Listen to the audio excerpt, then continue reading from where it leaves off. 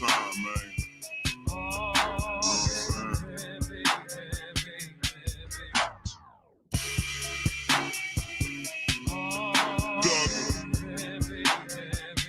know what I'm saying? Represent where the fuck I'm from one time, man. You know what I'm saying?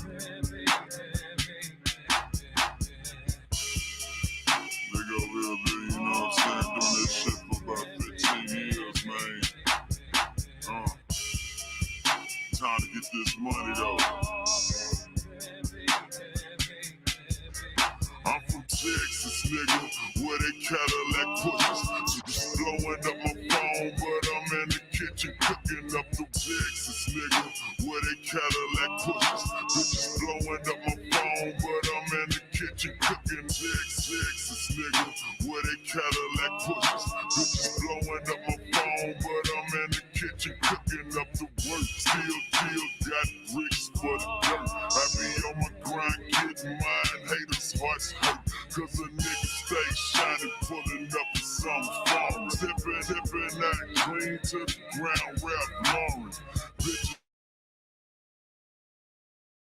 they see me every day in the gallery a mile. Bitch, I'm 6'6" tall like I play basketball. But I'm still ballin', slim thug and never fall. 15 years later, deal getting longer.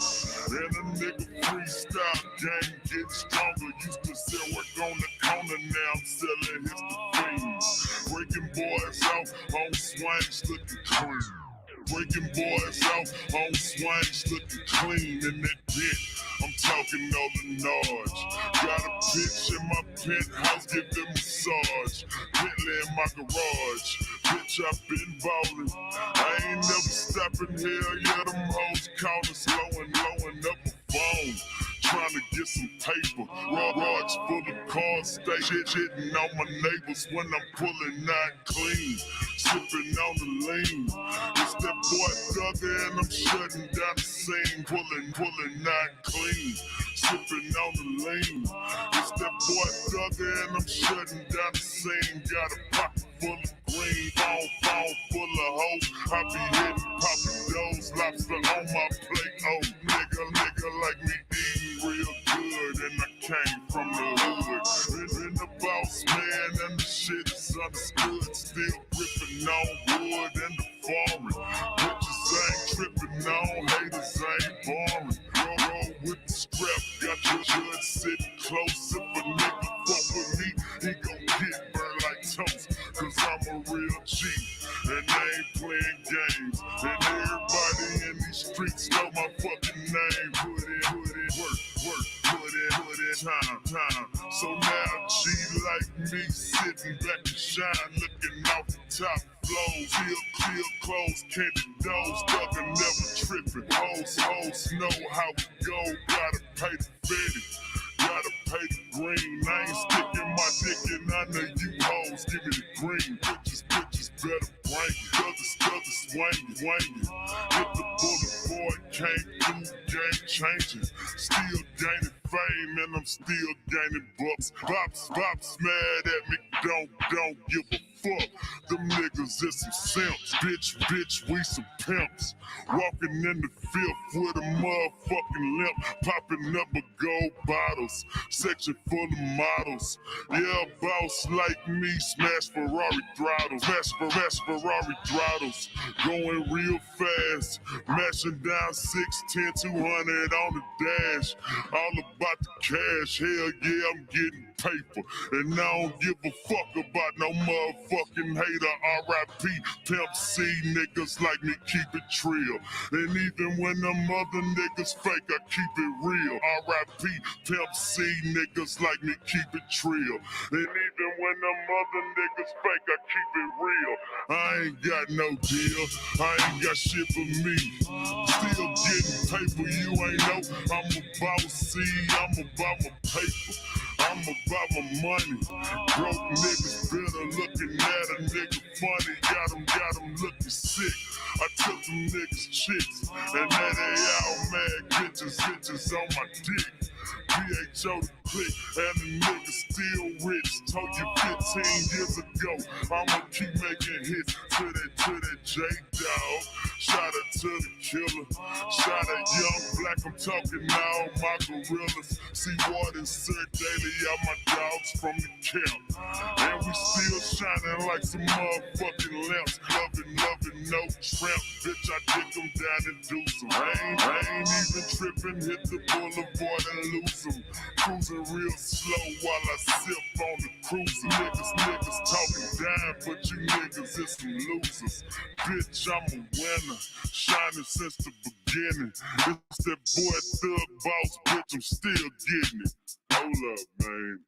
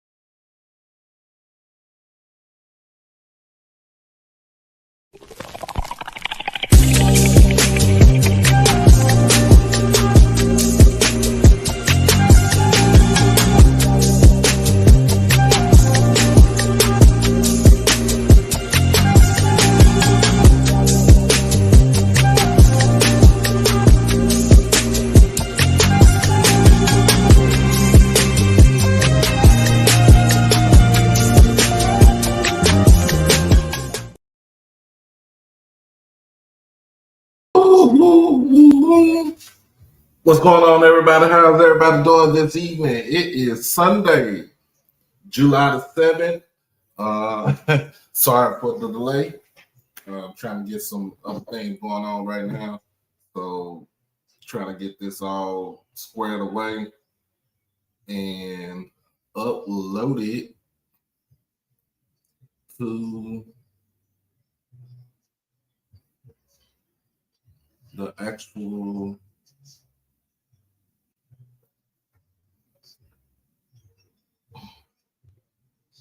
trying to get everything uploaded to the feed. But I appreciate everybody for joining me tonight. As always, welcome to HBCU Tonight, which is powered by HBCU Overdrive. Make sure that you like the stream. Make sure that you comment. Make sure that you share. Most of all, make sure that you subscribe to the channel. Make sure you get everything that you need that is going to be HBCU Overdrive. So I am still in the works of getting this all squared away. So y'all have to excuse me. Let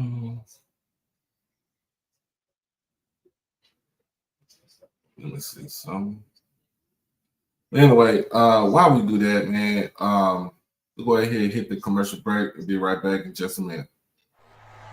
It's your boy Doc Holliday. We swing to the left, down I-20, and we dip. We going down there for Swag Media Day, July 16, 2024, being hosted at the Sheraton Birmingham Hotel in downtown Birmingham. And we got all schools that's going to be represented in the house on that day. We talking about Jackson State, Valley, Alcorn, Pine Bluff, Prairie View, Texas Southern, Grambling, Southern, Bama State, A&M, Bethune-Cookman, and FAMU. But in order for your boy to get down there, in order for you to get that good content, you got to hit the Cash App, you got to hit the PayPal, you got to hit the Zelle. We also got to hit that Super Chat while we on the live stream. And so, make sure you get the donations in so we can get down there. And like I said, you're going to swing to the left. Hit I-20 and we dip. Yeah, baby. One more time. It's your boy Doc Holliday. Become a subscriber on HBCU Overdrive on YouTube, and you can follow me on all social media platforms at HBCU_Overdrive on Twitter and Instagram. You can catch me on TikTok at Holiday1925 and on Facebook under my real name, David E. Smith Douglas.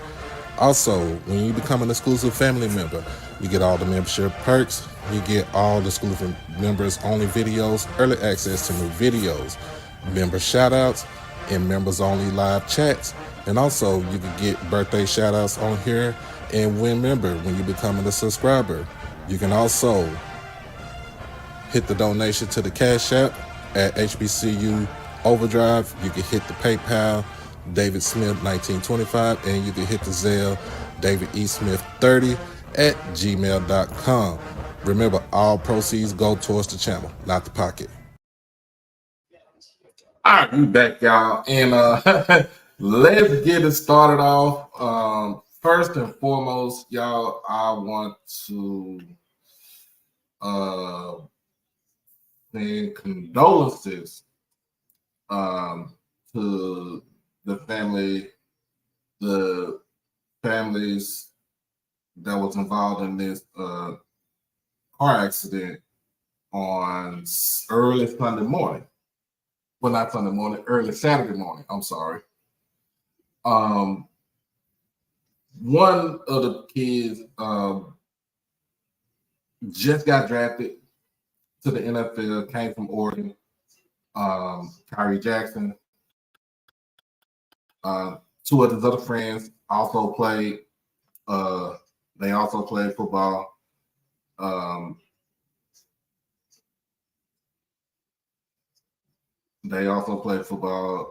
But one of them played at Bowie State. So I want to go ahead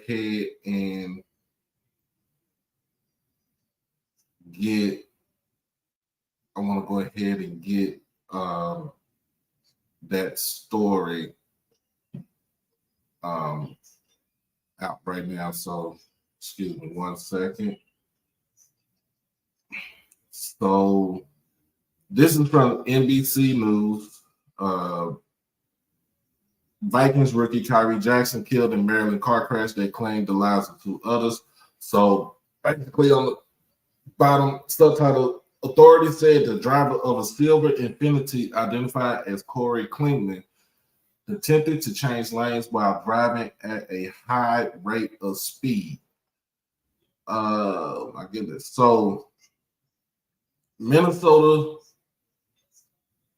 Vikings rookie cornerback Kyrie Jackson was among 3 people killed after another vehicle traveling at a high rate of speed hit the car he was in, police in Maryland said. He was only 24 years old.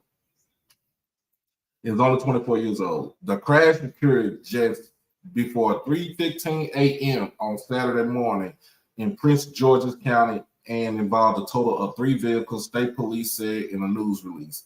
Jackson was in the front passenger seat of a maroon Dodge Charger and was traveling with 2 others identified as Isaiah Hazel, who was 23, and Anthony Litton, who was 24. Hazel, the driver, and Jackson died at the scene. Police said Litton was taken to the hospital where he was later pronounced dead.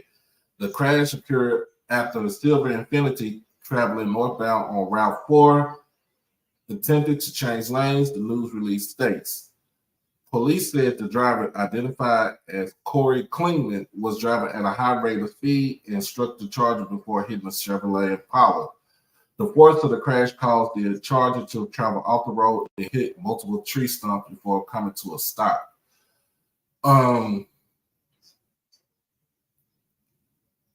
Klingman and 2 other passengers in the Infiniti were not injured, police said. The driver of the Impala was also uninjured and refused medical treatment at the scene. Vikings head coach Kevin O'Connell said he was absolutely crushed by news of Jackson's death and was at a loss for words. Kyrie brought a contagious energy to our facility and our team, O'Connell said in a statement posted on X. His confidence and engaging personality immediately drew his teammates to him. In our short time together, it was evident Kyrie was going to develop into a tremendous professional football player, but what was more impressive was his desire to become the best person he could be for his family and those around him. The Vikings said they were devastated by his death.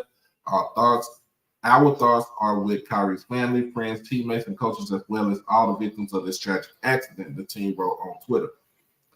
Jackson from Upper Marlboro, Maryland, was the starting cornerback at the University of Oregon and was the Vikings' fourth-round pick in the NFL draft in April. He attended Dr. Henry A. Wise Junior High School with Hazel and Lytton, according to a social media post from the school's athletic department. Other tributes continue to pour in on Saturday. Basically, we are deeply saddened by the news of Kyrie passing. Kyrie had an extremely bright future ahead of him as a player, and it was clear he was dedicated to being a tremendous person who made a positive difference in people's lives. Vikings owner Mark and Ziggy Wilf said in a statement. General Manager Kwesi Adofo-Mensah said Jackson was taking steps to become the best version of himself, and his personality captured every room he was in. I'm devastated that his life and everything that he had in front of him has been cut short, Adolfo-Mensah said in a statement. Oregon Ducks head coach Dan Leddy wrote on Twitter, "Rest in peace, Kyrie. Love you. At real_Kyrie at a loss for words. I will miss your smile. Great player, better person." The NFL family is deeply saddened and devastated by the passing of Vikings rookie Kyrie Jackson. The NFL wrote on Twitter, "Our thoughts and condolences are with his family, loved ones, and everybody involved in this tragic accident." Even the governor of Maryland, Governor Maryland said Governor Westmore said Jackson was a true talent who touched so many lives. We mourn him and the two other souls lost in this crash. He posted on Twitter. Lytton was a defensive back at Florida State University and cornerback at Penn State University. Hazel was a defensive back at the University of Maryland and University of North Carolina, Charlotte. But let me go back to that. They made a typo. He wasn't a cornerback. I don't think he was a cornerback at Florida State. He was at Bowie State. So I'm gonna go ahead and recheck all that stuff right there. But it's crazy, y'all, that it's so crazy that this had to happen on a Saturday.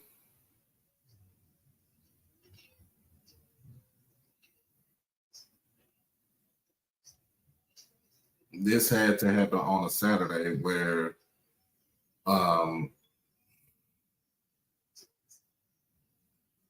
in a sense, I think he was getting ready to go to training camp.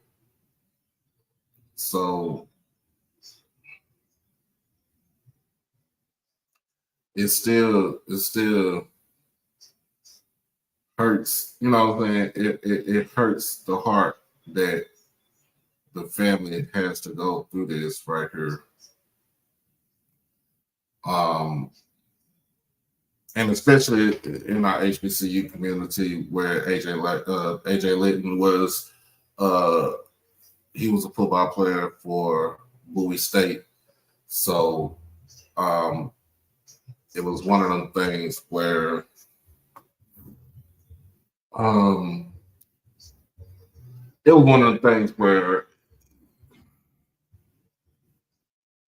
you wouldn't know if you don't know this something like this would happen to you. You don't know if something like this will always be in the background and stuff like that, in the memories of, you know, we don't understand that. But why is it every time? Like, why is it every time there's a car accident that involves a drunk driver, the driver survives? Like, have y'all ever thought about that? I'm just being honest and truthful right here. Have you ever thought about that? Have you ever thought about why is it that it's the drunk driver that's still living, but the other car, the other people that was in the other car was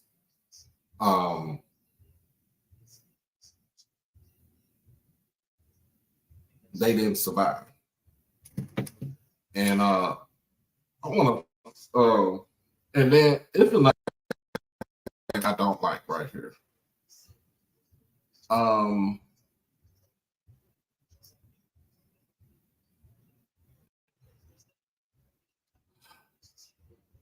don't like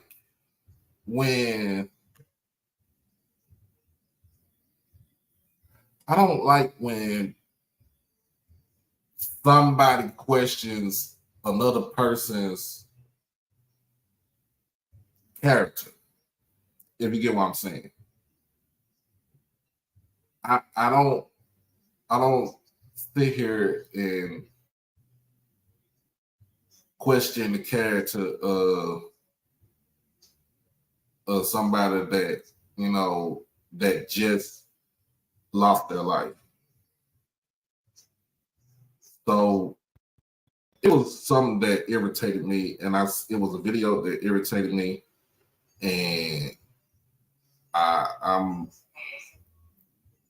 going to play this video.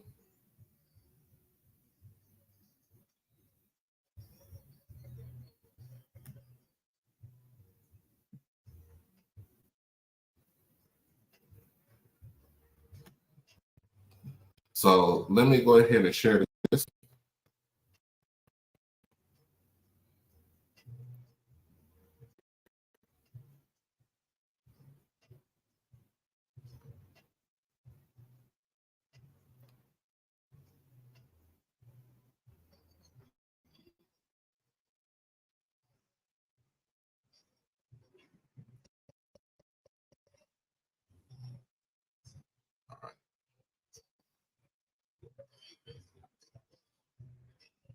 Hey, TikTok, Rico Knows here. If you didn't hear the news, Kyrie Jackson has passed away from a car accident last night. Now, I don't have all the details. I haven't really looked into it. I'm actually on vacation right now. But here's what I want to say. Somebody reached out to me in my DMs and said, Rico, you were right, because you said he was a terrible person and you said he was this. I just want to get this out there right now. When I talked to former players who have played, former teammates who have played with Kyrie Jackson, they all had the same kind of message, which is he's an immensely talented person, terrible person, character-wise, but he's immensely talented on the football field. So for me, I'm not going to support somebody like that. Hope he kept his nose clean. I said, I hope he doesn't get arrested, things of that nature. I don't know the details of his car accident, so I'm not going to sit here and say I was right in any regard. I'm just going to tell you guys, decision-making is essential. Not going out at night is essential. Driving in dangerous times, whatever it is. Like, all that stuff is decision-making.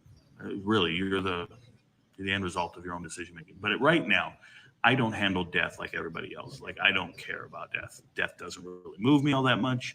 I've seen a lot of death in my life. It's just the nature of who I am. So while everybody reacts to death differently, I am going to sit here and tell you guys that you can learn from other people's mistakes, whatever it is. And I saw the post on Twitter where everybody's saying, all I heard is good things about this man. He worked so hard. He made it from a deli, working in a deli. He had no interest in him out of high school, all this stuff. It's like, yeah, the reason he had to be at a deli and the reason nobody had interest in him is because he was kicked out of 4 different universities for substandard conduct. And for the last 12 months, he had managed to do the right things while at Oregon. Not even 12 months, but for the last 8 months or so, he managed to do the right thing.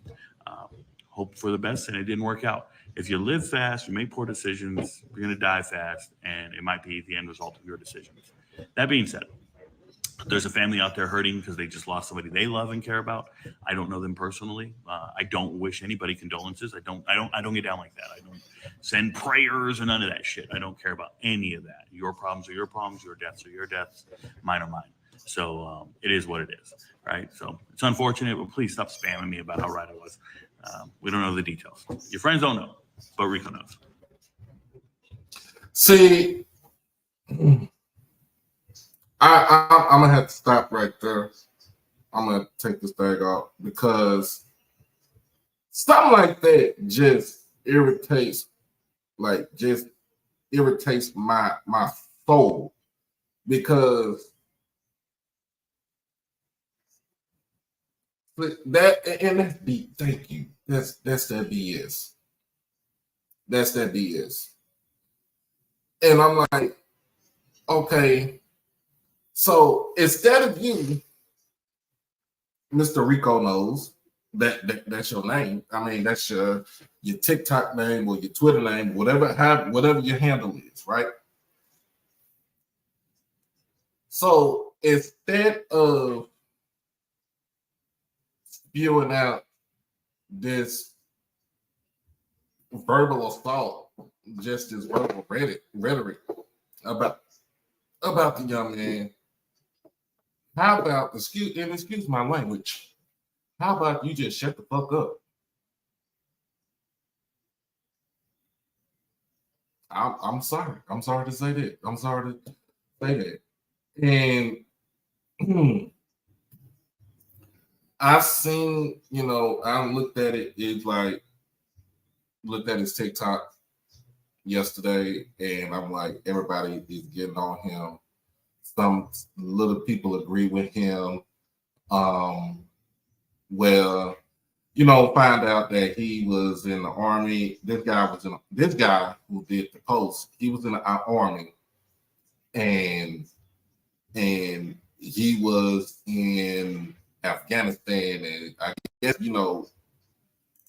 that does do stuff to you, but don't be a prick,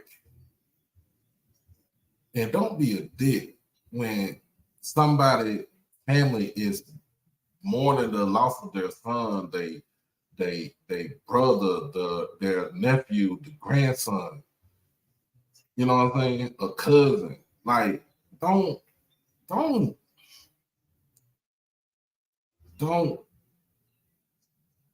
rattle, don't rattle the hornet's nest, because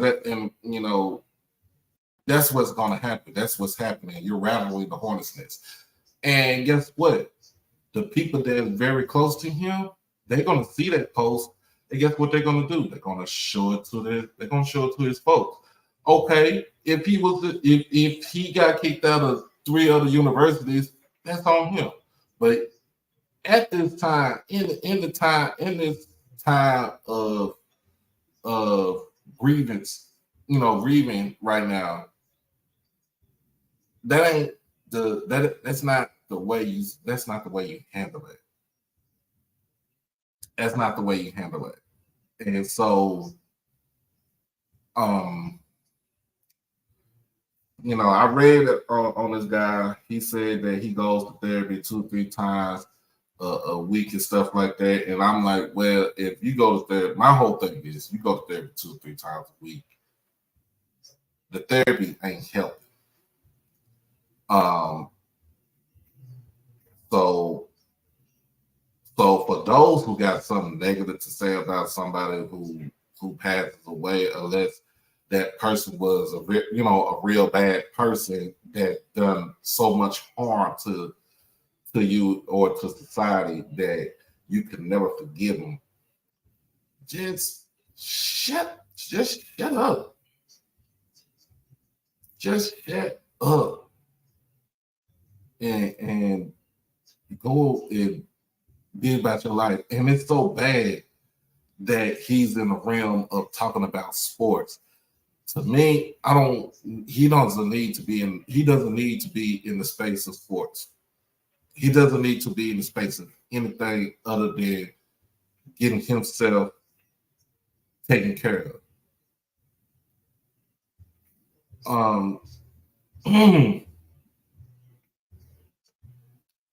And of course, and guess what? We're gonna do a mental health check towards the end of the program. See where everybody's head is at. But at this moment, man,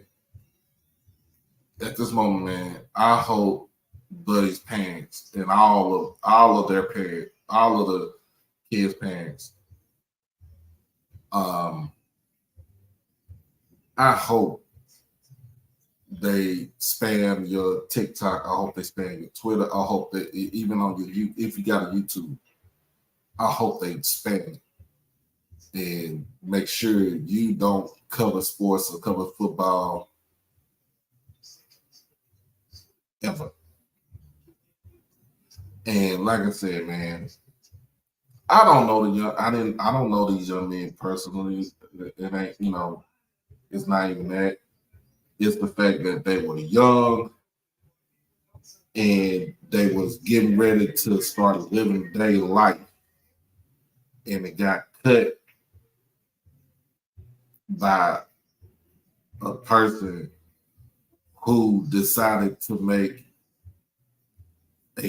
who made a terrible decision and getting behind the wheel of a vehicle and operating it and killing 3 people.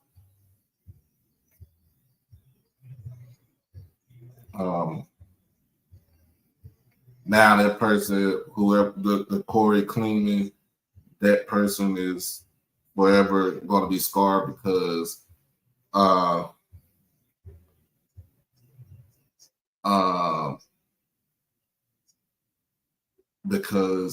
you're going to have 3 deaths on your mind and the countless other people that you hurt.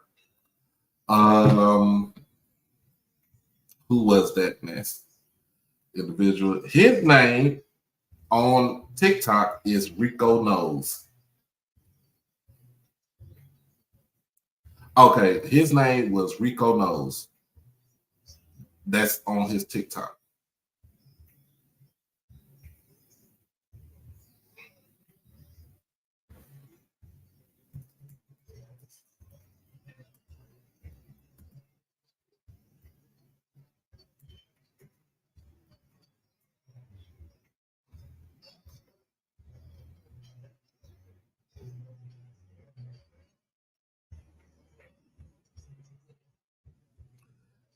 You got that for me, Jay? Send it to me because I want to see it. I want to see what he had to say.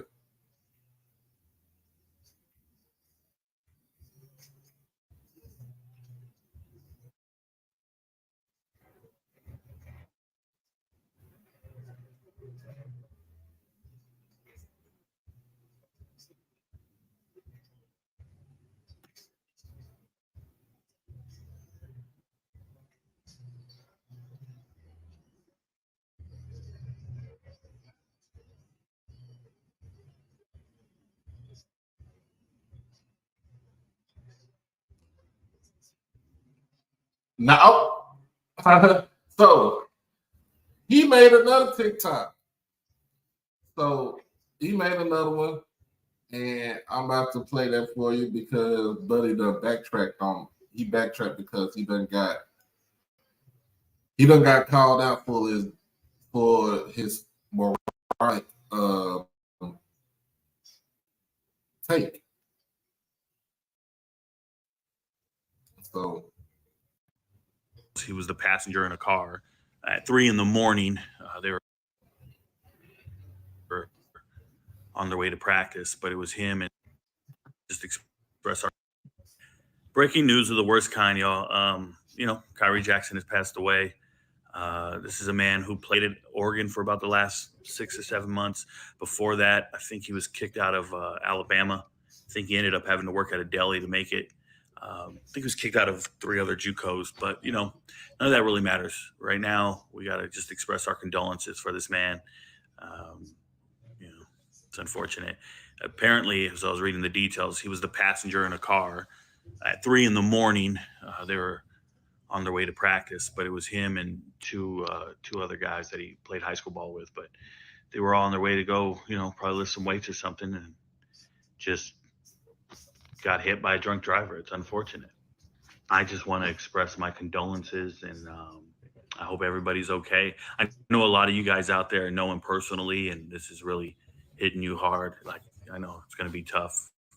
The next week or so, you're going to be really down and out, losing some sleep on this, but just hang in there. People lose loved ones every day, and we're all making it together in this terrible world. We just rely on one another And if you see somebody, you don't know, when's the next time you're going to see him or if it's the last time you're going to see him. So I think we all just need a shoulder to cry on, and we should all cry together. So if you see a total stranger, just walk up and tell them you care about them.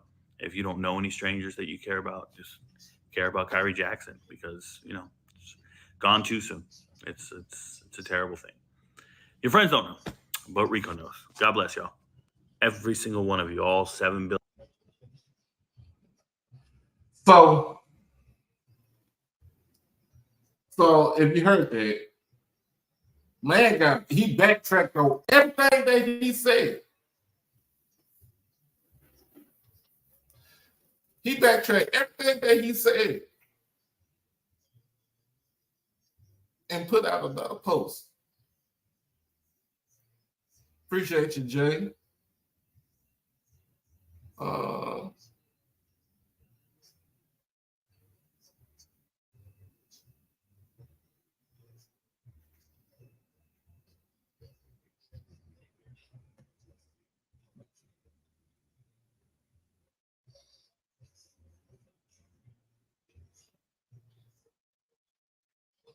Appreciate that. Let me see.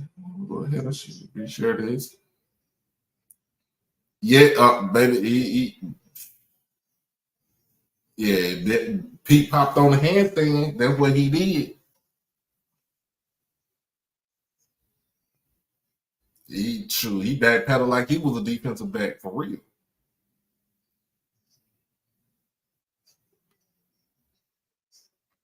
Appreciate my guy Jay for sending me this video right here.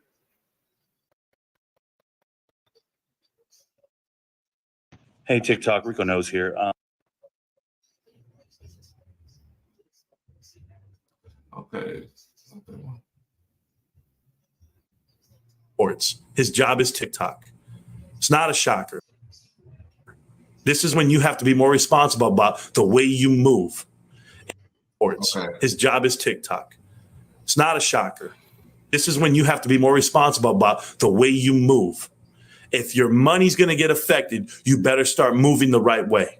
And you better do things for the right reason. Be on the up and up. When a young man dies and you're the first one to the table, all you want to do is do a speed run to the damn phone so you can make a video. You have an addiction. It's an addiction to the views and the money. And the views and the money are going to tailor make your message because you haven't had the right temperament and time to get the right approach. A la Stephen A. Smith, who gets all night to think about it tonight. He'll be live on Monday morning and he'll give you a great take on what the eulogy might be. But not Reek. Reek wants to run to the scene of the crime. What's going on? You're an ambulance chaser, bro. That's what you are right now. And you spoke so out of turn.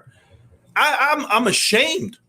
I have people ask me, are you the brother? And I'm just like, yeah. You ever been ashamed of someone in your family? And it's a damn shame because my brother is extremely gifted. He's a 20-year veteran, United States military intelligence, one of the highest ranking people ever. And you would think that would give him credibility. But do you know what gives you credibility? Your words. Right? I watched Jerry Maguire. A man's is only as good as his word. My word's as good as oak. And they shake hands on it. Well, guess what, bro? My word's as good as oak. And I'm telling everybody right now, if you don't clean your shit up, you won't have anything to clean up soon. This is how you cancel yourself. But how can you fix it? Be authentic. Don't just do an apology video out of turn. Just like, oh, hey, guess what? I was wrong. Oh, boo-hoo. But you know what? He still was out at 3 a.m. What the fuck is that, bro? He's a terrible person. That's what all his teammates said. Hey, even terrible people need love too. Even you.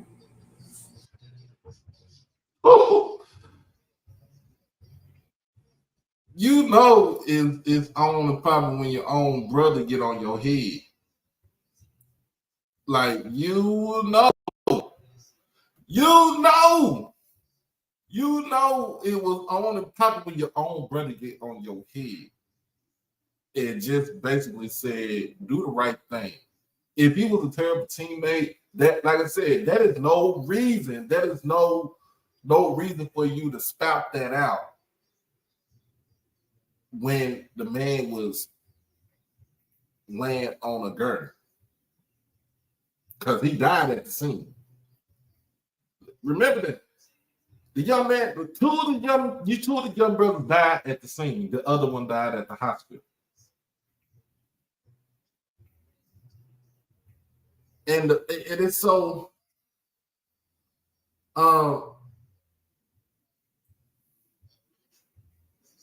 not from, I don't know if they were racing, so I can't really say that. I'm not gonna put that in there, but at the end of the day, it's to the point where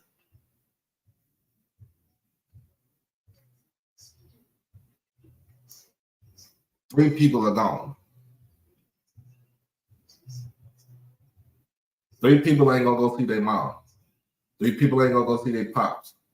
Three people ain't gonna see that, they other relatives. Two other people are gonna be shook because they was in the car with you. The lone person that was driving the Impala is gonna be shook because in an instant they saw their light flash before their eyes.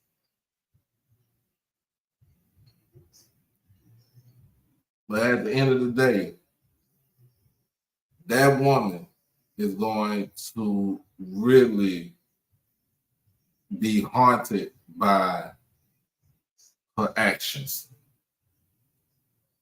She was drunk. And I know she's sobered up already. And guess what? She was probably sitting in the drunk tank of a jail cell. They're going to move her to the county and spend all that time until it's time for your arraignment to think about what you done.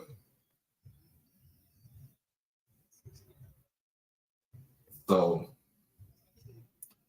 at the end of the day,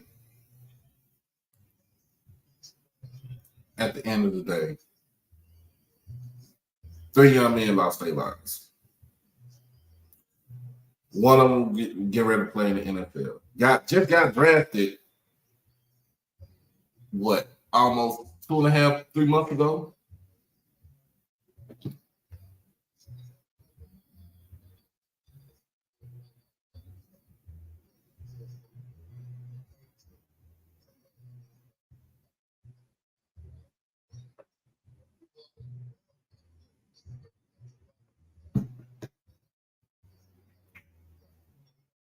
And a whole HBCU community is going to feel it for one of the young men.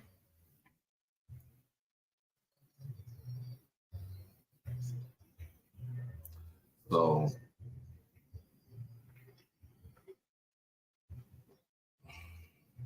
this should just be a lesson to everybody.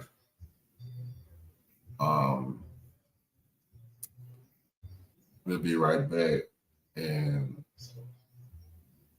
we'll be right back after this with news coming out of Louisiana. It's your boy Doc Holliday.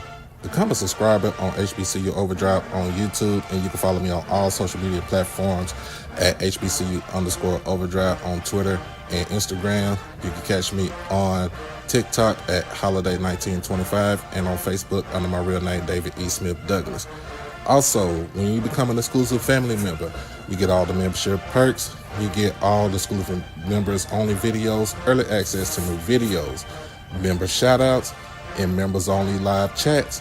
And also you can get birthday shout outs on here and win member when you become a subscriber. You can also hit the donation to the Cash App at HBCU Overdrive. You can hit the PayPal David Smith 1925, and you can hit the Zelle David E. Smith 30 at gmail.com. Remember, all proceeds go towards the channel, not the pocket. All right, man. We are back, y'all. We are back, and we got some news coming out of the state of Louisiana. And this is just a bill, and it's only a bill. that's sitting on, it ain't sitting on Capitol Hill, but y'all know the jingle. So, this is coming from the Lincoln Parish Journal. This was written on July 3rd, so this was written on Wednesday. Turner committed to restoring campus buildings. So, talk with any faculty or student at a Louisiana university, and you'll likely hear about old campus buildings that are beginning to show their age in unappealing ways, from leaky ceiling tiles, mold, and dilapidation.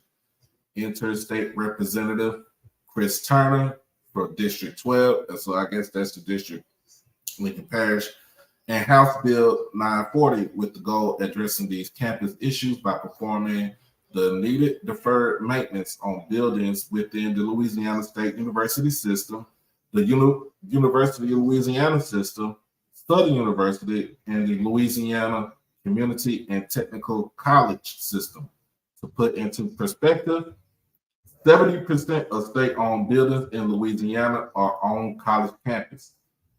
And Turner understands that neglecting these needed repairs are likely keeping Louisiana students and faculty from keeping their home state their preferred choice.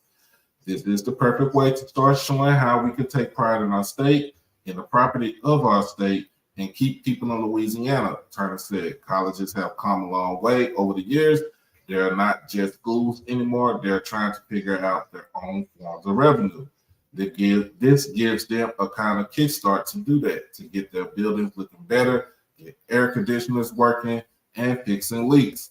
House Bill 940 has seen tremendous bipartisan support, passing unanimously in both the state House and Senate on May 31st, 2024, in Act 751.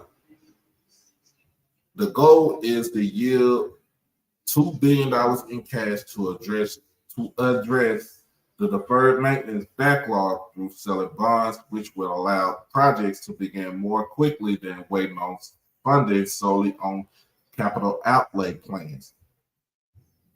These projects will include needs related to roofing, HVAC, MEP systems, utility infrastructure, drainage, streets, sidewalks, and site infrastructure.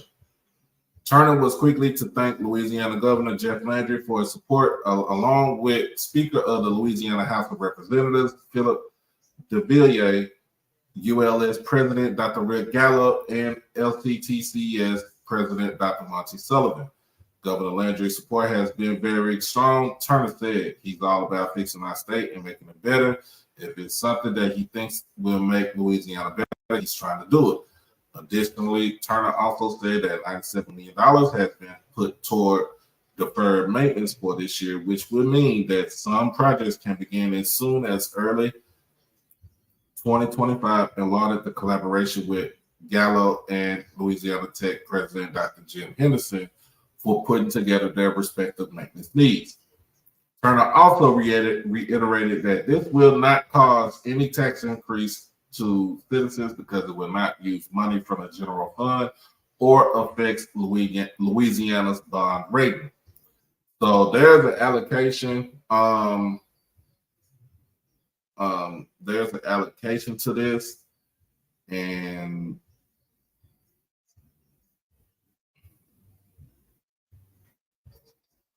so I'm gonna just send a link.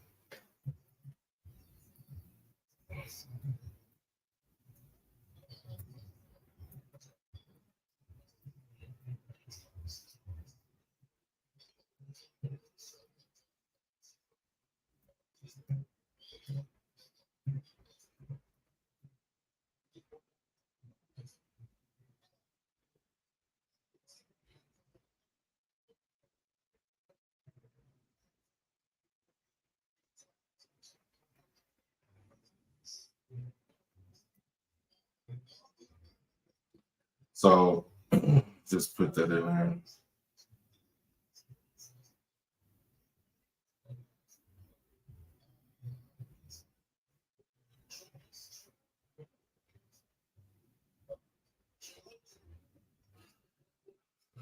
So, Sweat Media Day, July 16th. Anything, if you're gonna try to donate anything to the cause, as far as going to Super Chat, I won't get that money till the 21st for the month of June, but I've already set aside the one from month of May. But everything else has to be with Cash App, PayPal, and Zelle. But anyway, I'm sorry, y'all. So there's an allocation. So the ULS system basically is University of Louisiana. It's their system. So you got basically majority of your pretty much state schools. Louisiana Tech, Grambling, McNeese, Nicholls State, Northwestern State, Southeast Louisiana, Lafayette, Monroe, and University of New Orleans. And then the LSU system, of course, is LSU over in Baton Rouge, Alexandria, Eunice, Shreveport, Ag Center, Health Science Center, New Orleans, Health Science Center, Shreveport, Pennington Biomedical Research Center. And then the LCTCS is basically the community college system, and then Southern University is its own system. Remember that.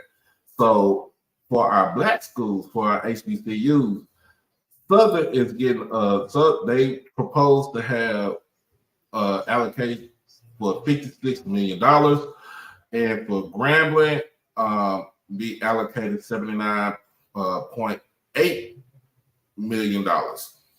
The one school that's going to get allocated the most, of course, is going to be LSU because it's the actual flagship school.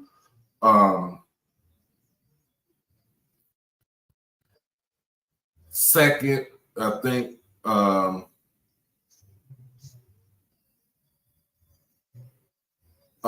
second getting majority funding would be the LPTCS. So like I said, that's with the community colleges and the technical colleges.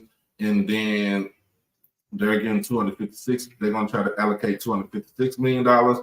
And with LSU Health Sciences Center in New Orleans, because it's in a metropolitan area, they're going to try to allocate $247 million, almost $250 million. But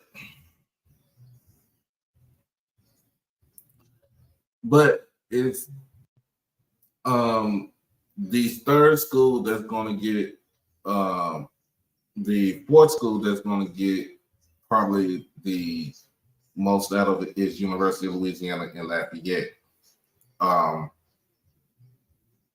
But if this happens, if they pass this, if this goes through, everything goes through, this would give the funding for Grambling and Southern to go out there to fix up their old buildings that they have. Doesn't say anything about building a new building. It's just saying basically for renovations and maintenance. So if Grambling got a lot of buildings that need maintenance, Southern has a lot of buildings that need maintenance, that money can go right there to fixing up those buildings right there. And if you ever been to Southern, and sometimes when you go to Southern, they need all the help they can get. They need all the help they can get, and it should be a good thing for them to get that money that it can be allocated to them, even though it's $56 million, it's still money that's funded by the state. Now, the only thing about this is that Jeff Landry, who's the new governor of Louisiana, he is very wants to be instrumental in trying to get things done. And the way he started his governorship, I wouldn't trust him with a 10-foot pole and an alligator trying to bite my ass. I wouldn't do it. I would not do it.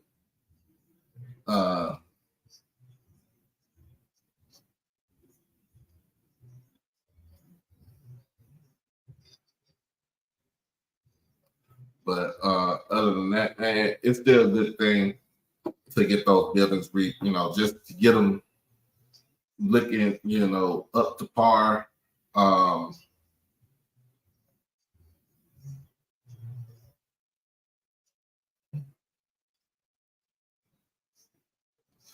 Trying to get them up to par, trying to get them to basically be within the times. But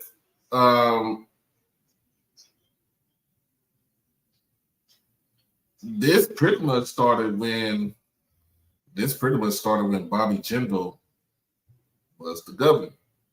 So when Bobby Jindal was the governor, he cut state funding. He cut a lot of state funding, and especially he's cut it from all schools except for LSU.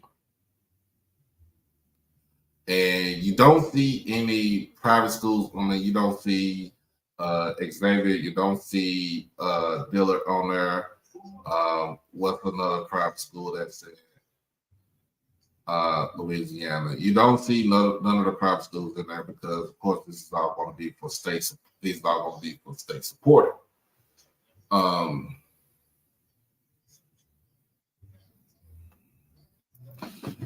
So we shall see what happens, though. Hopefully it gets passed. Hopefully they get the money. Yeah, and Tulane, my bad, Tulane. What's going on, Miss Shanetta? Hope you feeling better.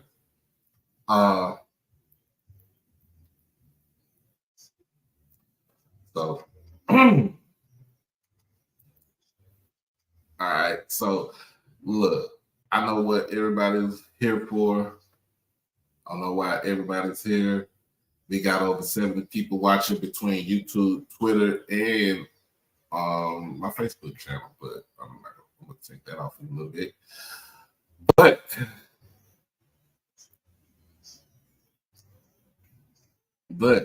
y'all know why we are here. And who has the number one band at D-1 HBCU? Now, this came about from last night's show with Timona on She Loves D. And it was an idea that, she was thinking about topics to talk about. Because we on holiday schedule. This is the holiday. And we try to figure out some things to talk about because in the next week or so, we're going to be in Birmingham. And then all the topics going to go towards football.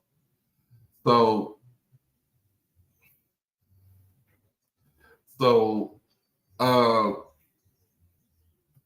let's see if I can get my resident band head on the horn.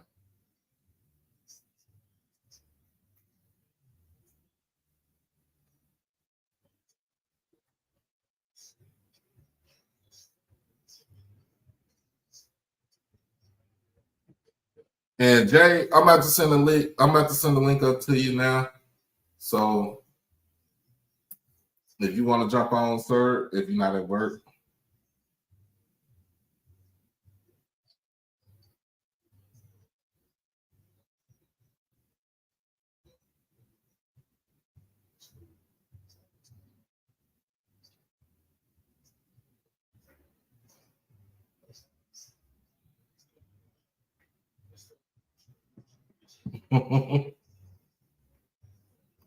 Man, we got Dre in the building. You stay in the building, partner. Ain't no need for you to leave, bro. Ain't no need for you to leave. You said Bethune, what? FAMU. I don't know. I don't know. We don't know yet. And this is not indicative of just me. I mean, this is just indicative of my ranking. But if you want to rank your own, if you want to have your own ranking, you are more than welcome to do it yourself. Might as well. Come on, Jay. We about to start it up. If you got the link. So I'm dropping the link in the chat.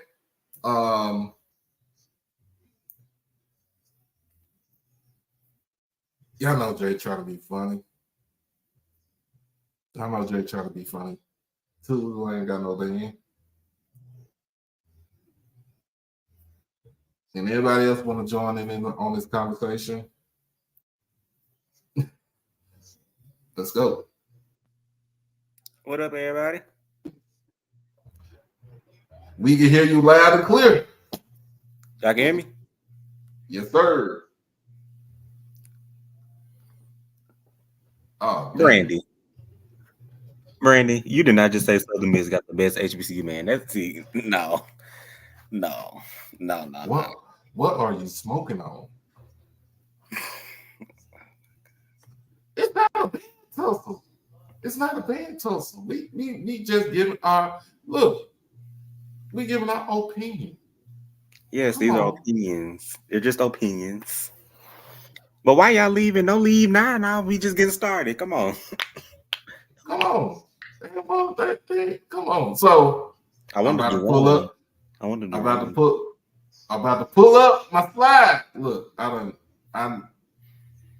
done did my slide. Thanks to Pomona for encouraging me to continue to do slides. This is reason why I started late. So come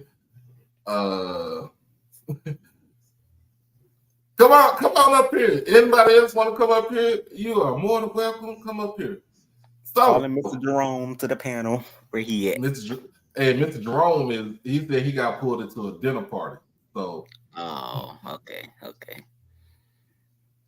But anyway, we got Texas Southern University, Ocean of Soul. The way we used to call it back in the day, the Ocean of Soul. Ocean what? We called them the Ocean of Soul.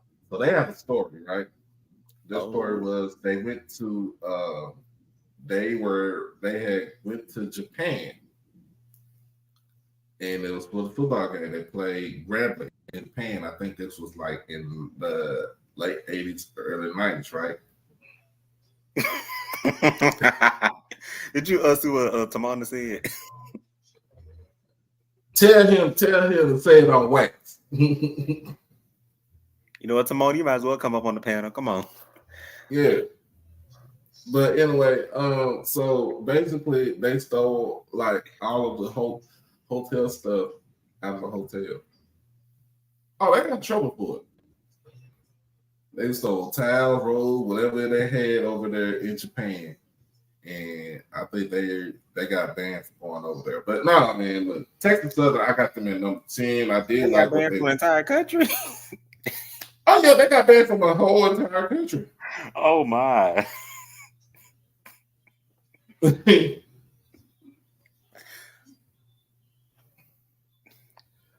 It's football only. Mr. Cook said, JSU. Well, we starting out backwards, man. We started out from 10 on down. We getting the whole climactic thing going forward. But yeah, look, we got Texas Southern. I like what they did. I like how they sounded last year.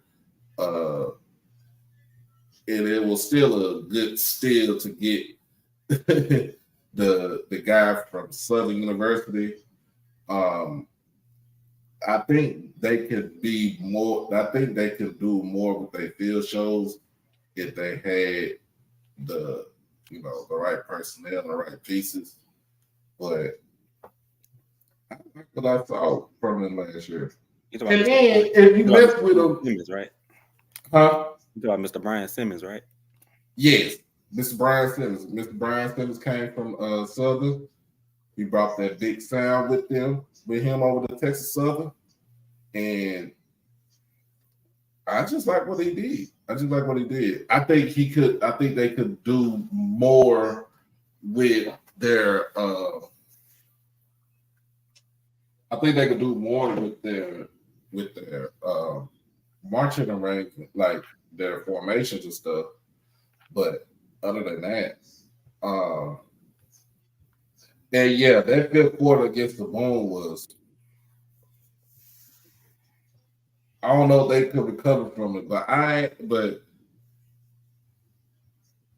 it was all right. But it was funny that they was in the stands and the two-piece old boy, it went back to playing again.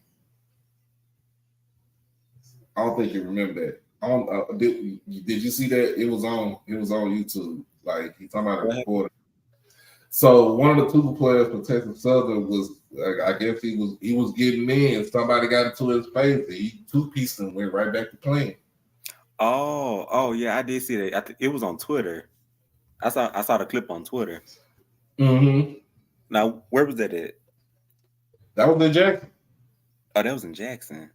Mm-hmm. I don't think I attended that game. Brandy, you are fired from giving. Brandy, I'm about to, he about to take your wrench, Brandy. You better stop. Oh, I ain't gonna take a wrench. No, I need her to take my. I need her to keep that wrench right there. But I'm just gonna take her phone from her. But no, I got Texas Southern at number 10. I think they will have a good year. Hey, look, now Dre want a wrench. I got you, bro. No. Dot.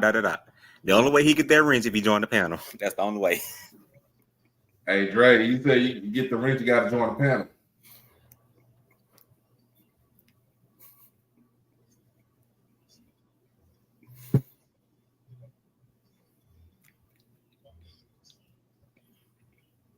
You fair? If you fair, you think I'm gonna give Dre a wrench. I got you, Dre. You go ahead and give it to him. I got you, bro.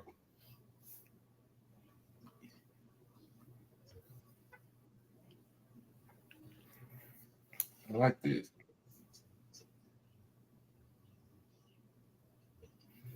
Willie says she just go for the banter.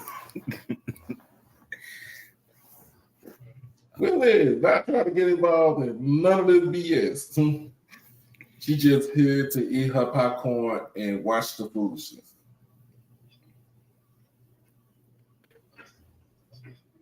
Oh, Major Bully, is you TOP?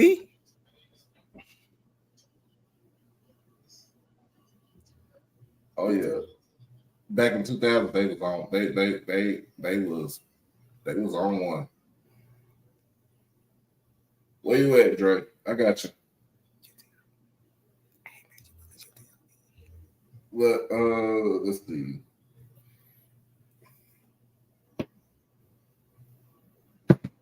You got your wrench, Dre. But anyway, let's move on to the next band. Number 9. Oh. I got the human jukebox. My bad. Jukebox. My bad. Yeah. So, look, I got them low because they had a pretty mediocre band season last year. Especially going up against Jackson State. Not only at the game, but at the what's that? The crank? What was it? The Crank Fest that they have in Baton Rouge. I didn't. Some of their arrangements was not the best.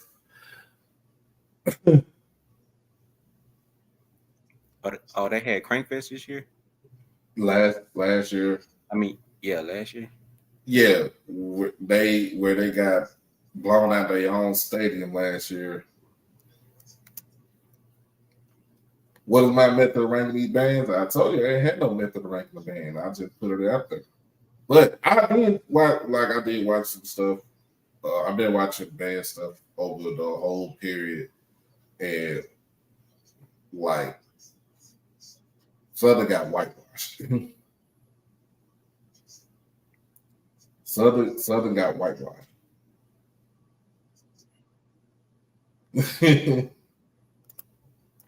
Well, you ain't got to worry about that, bro.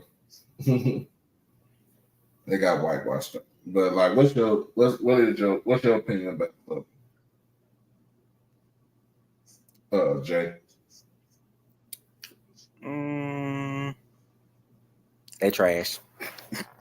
Not just playing. I mean, I really don't pay attention to other bands besides the Boom, so I really can't like give my like opinion on that. But I mean,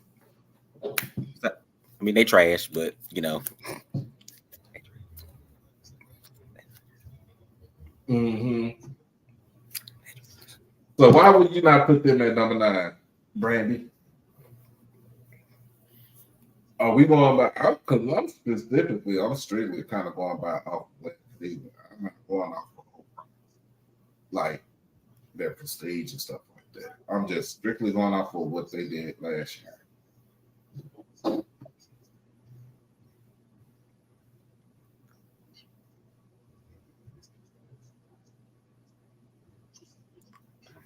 Yeah, but other than that, man, that's why I got them. That's why I got them at.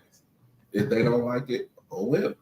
Southern top three as overall as far as prestige and everything, but last season they was not top. They was not top 5, not top 3, nothing like that. I'm sorry. I'm sorry.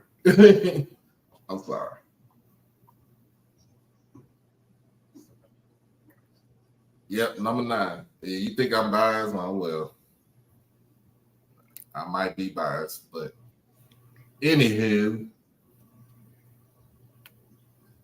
they didn't sound good to me last year.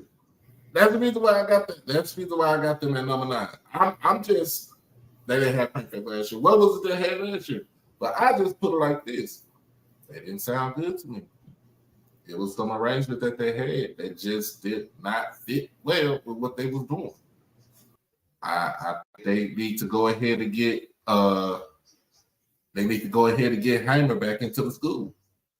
Because even when Heimer was there, he was a director. He had some arrangements for them that arrangements and ballots that were pretty broken.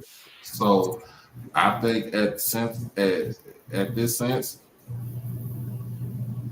they got to do better. Go get Heimer. Heimer would turn everything around. That's what I say. Some people, I mean, it's an opinion. You know, everybody got an opinion. They didn't have and look, I would get ready to give them an honorable mention. My honorable mentions are were Alabama State, and who else did I have? I'm trying to figure out. I had Alabama State and Hampton was my honorable mentions. So, and Alabama A&M.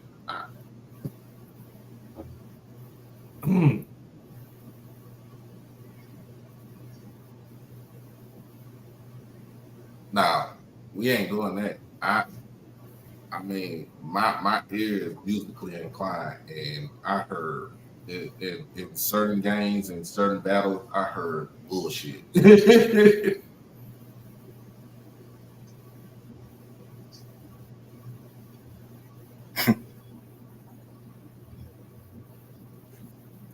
Anyway, let's move on. Let's move on. That's why I called them. That's why I said honorable mention. There we go. They ain't in the top 10. They ain't even in the top 15. So it doesn't matter. All right. Next on the list, I got Tennessee State University at number 8. Listened to some arrangements, and I mean, they could have had a better season this year, but I think what keeps them in the conversation is them getting that Grammy for the album that they did, which you can actually listen to on all major streaming platforms, especially on Apple Music. That's the urban hymn. Mm-hmm. Which is it did sound good. Like it did sound good. So they won a Grammy, so I can't really say anything bad about it.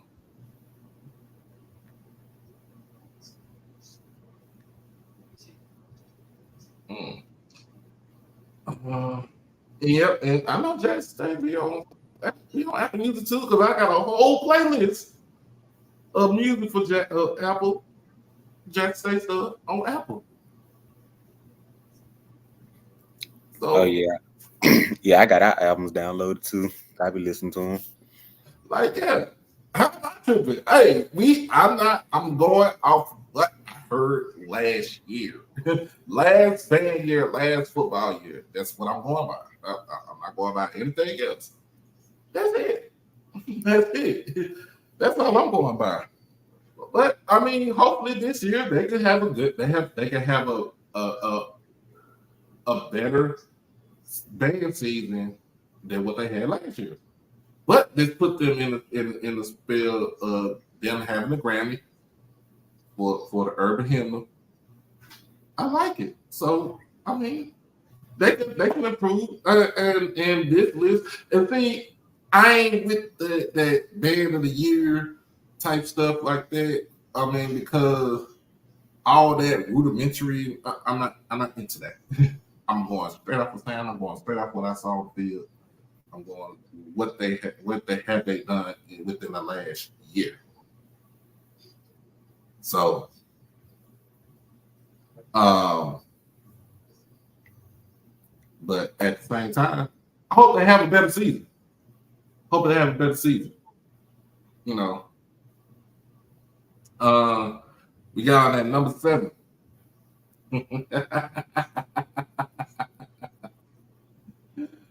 Number 7, we got the Bethune Marching Wildcats. Only reason why they say they travel. Mr. HBCU bad talk. He said that they travel, but where do y'all travel to? Where do y'all travel to? I need to know where y'all travel to. The HBC band talk, he ain't having that. He said, If you want, you are more than welcome to come and voice your opinion.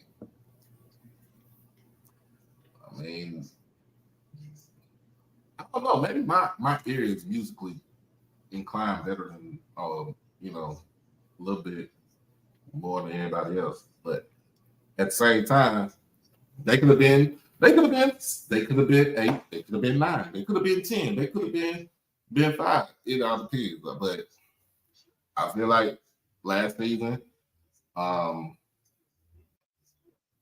they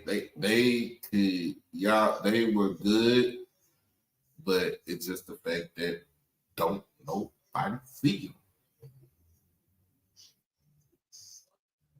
What was the metrics and criteria behind these opinions? My opinions, but hey,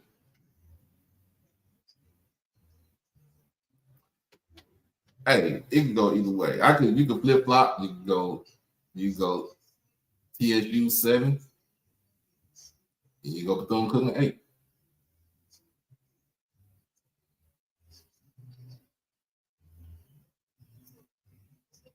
It is what it is. So we can continue going forward. I just feel like they just need to get out and travel more. That's all I got. That's all I feel. Mr. Haynes has into the chat. I see it.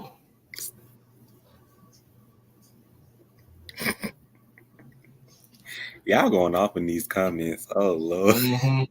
Yeah, number 6, I got the marching 237. They could have been lower, but I don't know who I could put in this 6th spot. Well, I mean, travel ain't got nothing to do with sound. I like the sound, but nobody don't know what the sound like if we don't see you all most of the time. I said, this is what I said. I put FAMU at 6. I saw them from my own. I saw them with my own 2 eyes. I heard them. This is that sweat championship game. Did they sound good on the field? Yeah. Did they sound good in the stands? I could have put Tennessee State at the 6th spot. I could have put FAMU in the 8th spot. I could put y'all in the 7th spot. Look, I'm just going by what I hear, what I saw. Most times they do sound like pots and pans. They're more they don't battle in the stands, so you're not gonna get that. I mean, more they field show is more when they get into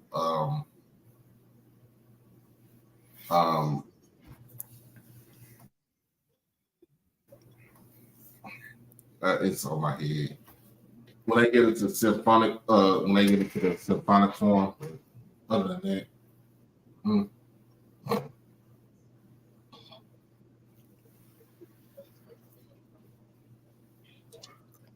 But let's move on.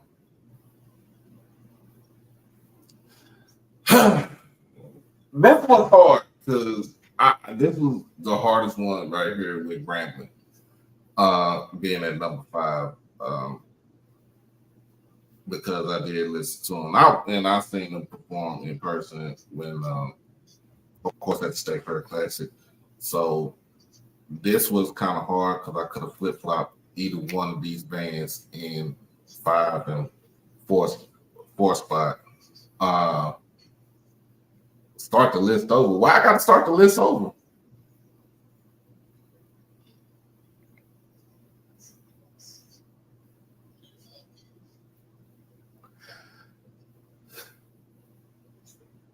Y'all worried about what is happening. Just worried about who's gonna be the top 3. I'm just saying. I do like the acoustics for Grambling. I like some of the arrangements that they had this past year. Could they be better? I think they could.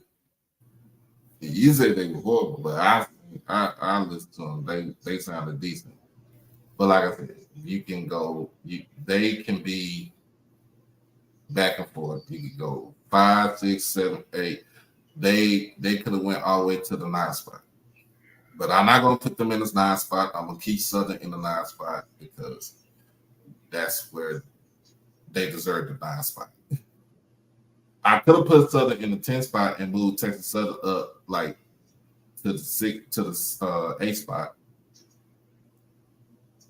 But it ain't what it is. And it's mutiny in the chat. Oh well, mutiny. It doesn't matter. Because it's an opinion. It doesn't matter to me. It doesn't matter. But I got Prairie View number 4. Some people call it a rudimentary band. I call it a little bit of both, but they had a sound that was good. I do like what they did, but I put it like this. They could be top 3. If Prof Edwards was still alive right now, he probably had the band a little bit more in tip-top shape. But I don't think this was a a bad spot because, like I said, they could have floated between 4 and 6, or even 4 and 7. I'm not taking the overall historic approach. I'm taking what he's done for me lately approach.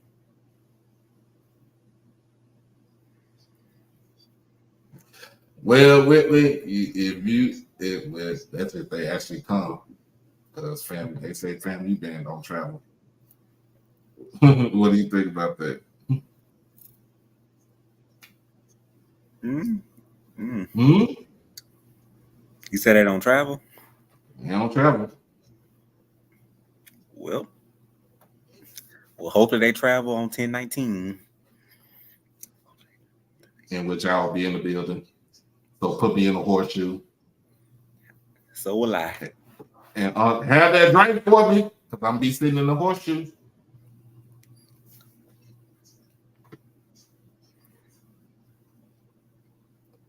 Number 3, I got Norfolk State. I got to be a band here. The Spartan Legion. So let's not hate on the Spartan Legion because they did sound good. To me, they always sound good. I haven't heard their band like in person before. But you hear it on YouTube is you can actually if they sound good in person, and you know when you hear it on a video and stuff like that, I like it. And then to me, what makes them set apart from others is the drumline, the $1 Million Funk Squad.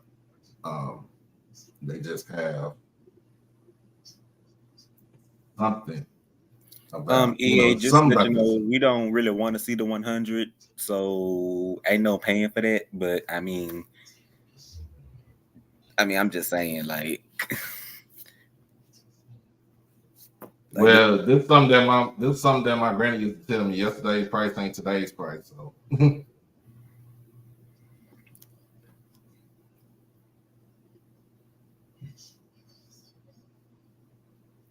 he said the number 2 drum line is Valley on this list. No, Valley is not on this list. Valley was on my honorable mention because to me, how can you give a band that was probably maybe 100 and probably about 120 strong, and they tripled? They almost tripled in size. Oh no, that was less than 100.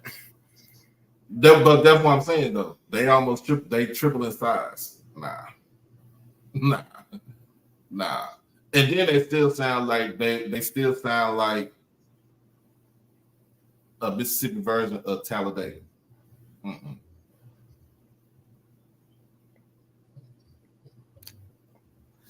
So number 2, drum roll for me, Jay.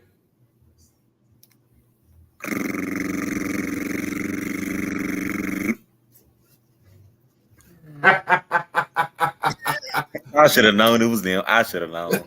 I got the Aggies. I got whatever the blue and gold marching machine. I got them at number 2. To me, man, look,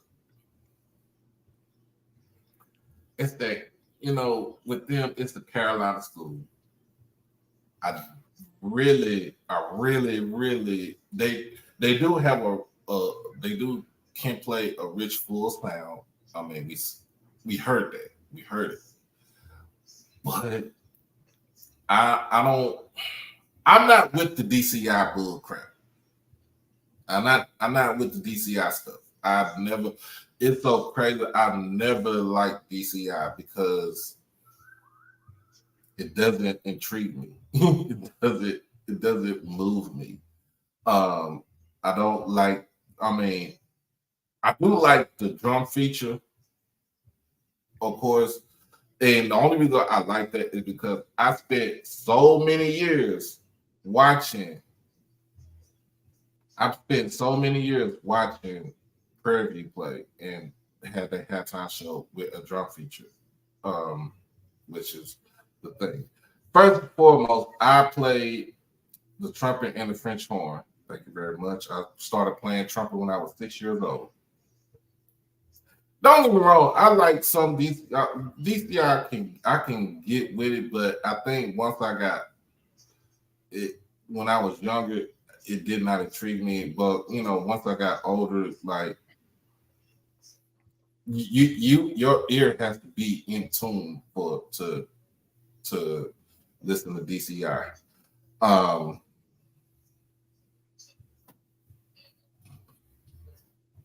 Mr. Haynes, you smoking crack?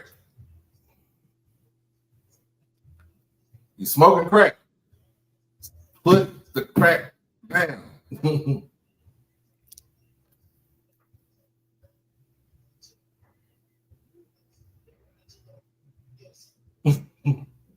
But anyway,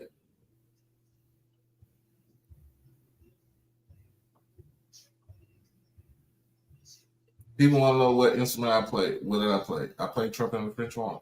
That's what I played.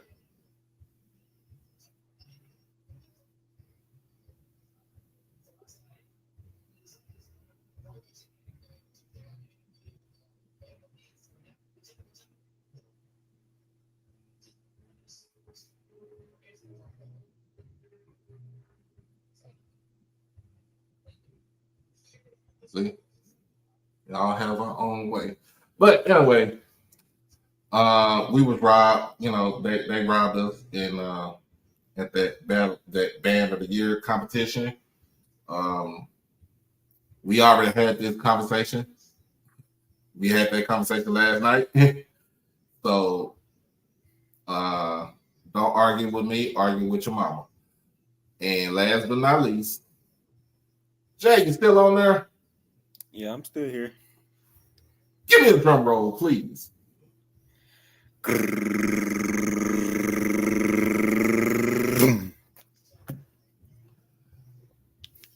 We got none other than The apex of excellence.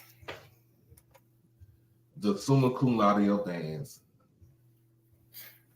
The band that your mama can groove to.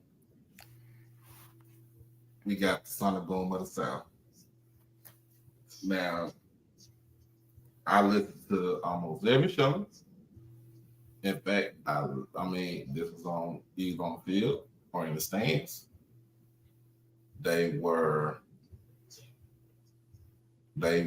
intrinsically in tune.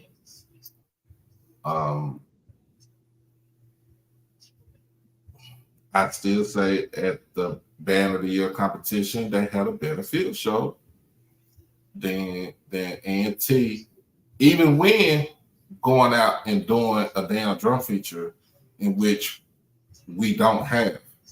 We don't have an like John said, we don't have an auxiliary. We have dances, we have majorettes, we have, we have that. But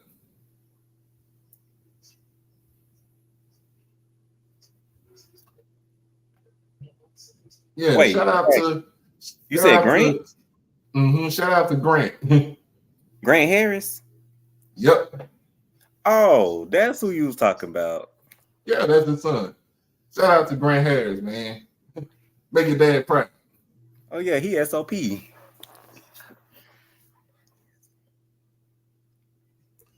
But nah, man, look, I'm be honest with you.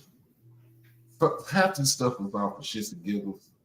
The other half is to get people to talk about what they know and what they don't know. But with this list, it can go either way. But I mean, I put in time, I put in effort in last night and today to getting all this stuff set up for us to this evening. But because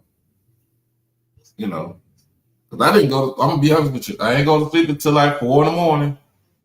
Last night. Ain't go sleep till 4 a.m. last night.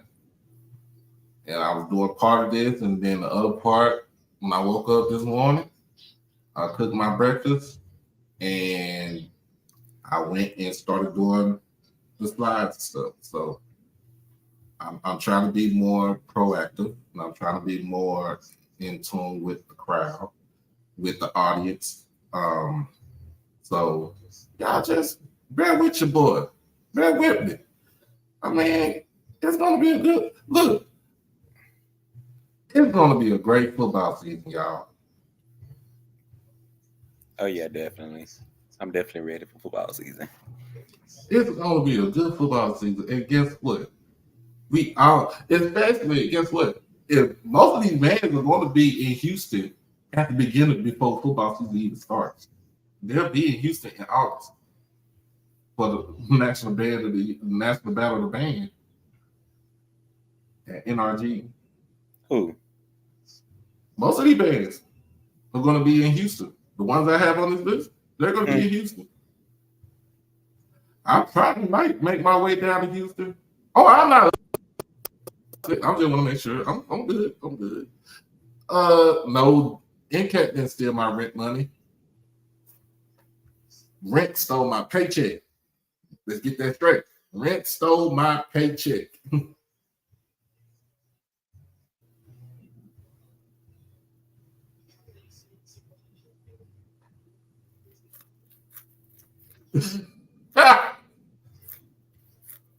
But it's to get everybody engaged. You know, that's what we do. That's In the garage. What? He said they practice in the garage. Oh wow.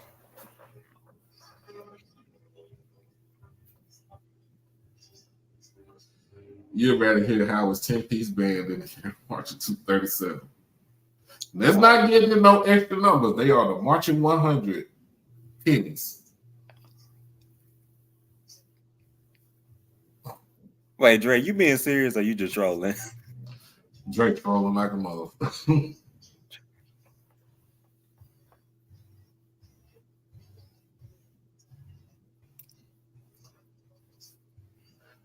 Hey, B, they didn't get 237. They got $237 million worth of Chuck E. Cheese coins, State Fair tickets. What else is inexpensive right now? Pesos. Yeah, pesos.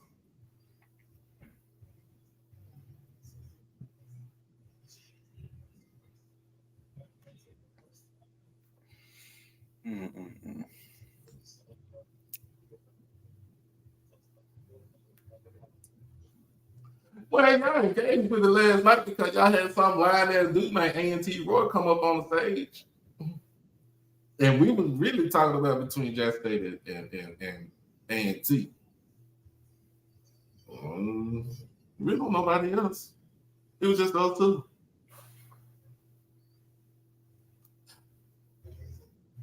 When it comes to band, I'm not gonna be biased. I mean, but when it comes to football, I'm gonna be biased, motherfucker. But this is my man right here. That's number one. All in your hearts. Dre said $237 in supercar bucks. The Tiger Bucks. Oh wow. The Tiger Bucks. That shit gonna be gone by the time.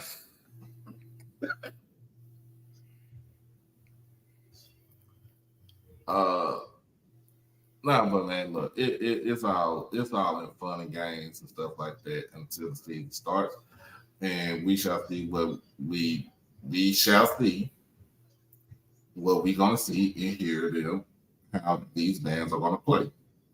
Now we got what's today? 7th. We got less than 8 days to go to before we head off to Birmingham to go talk to some football players and some football coaches and to mingle with other content creators. I want to try to get my interview with Miss Tiffany Green. Doesn't matter if she's a family or alum. I just like her energy when she does color commentary. 20 buses. What y'all need 20 buses for?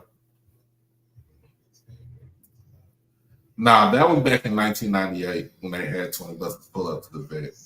That ain't happening. Yeah, they probably have about 6 or 7 buses pull up to the vet.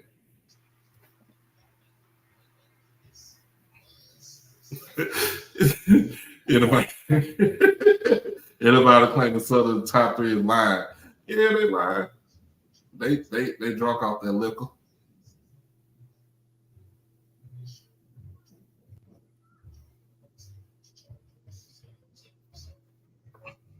Yeah, they're gonna have to take the bus. Ain't no more 5.5 hour drive from Tallahassee to Jackson.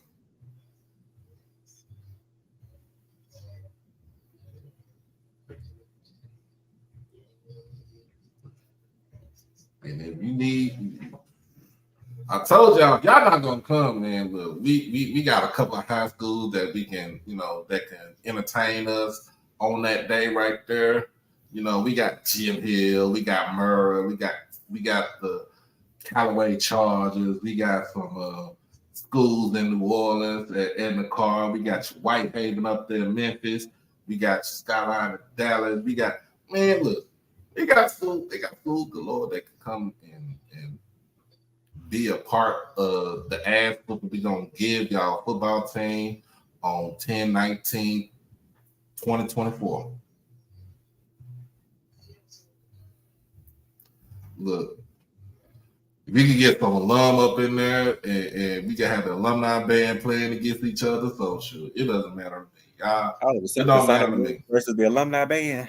It don't matter to me. Y'all want to bring y'all little rinky-dink ass band up to Jackson? We can do fine by ourselves.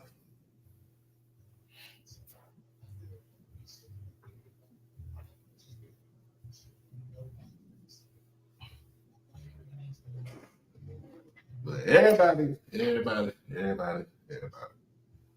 don't matter. To me, Jackson State is always going to be number one in my heart until they prove otherwise. All these schools can actually move up or move down. They can move up and move down. That's the reason why it's the top 10. Number one. Oh, Major Bullies. My crab year was 22 and I played alto sax.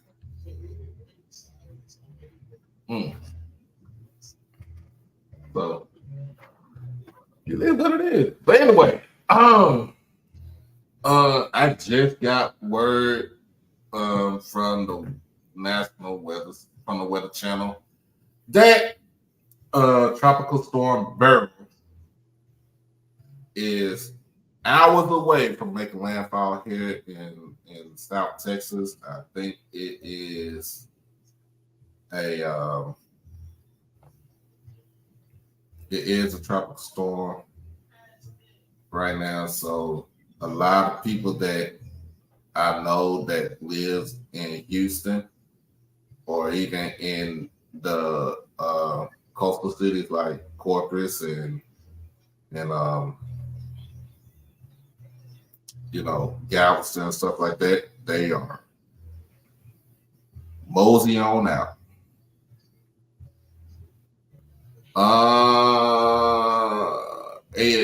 You asked me, how do I feel about ASU band? Alabama State? Are you talking about Alabama State or Albany State?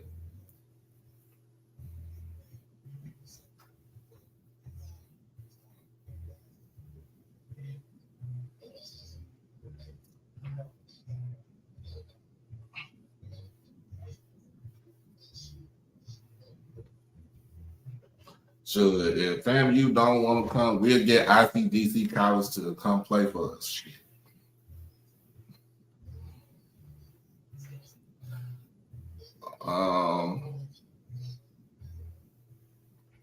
Bama State, I think they're good, man. I think they can have a little bit of sound. I gave Bama State honorable mention. You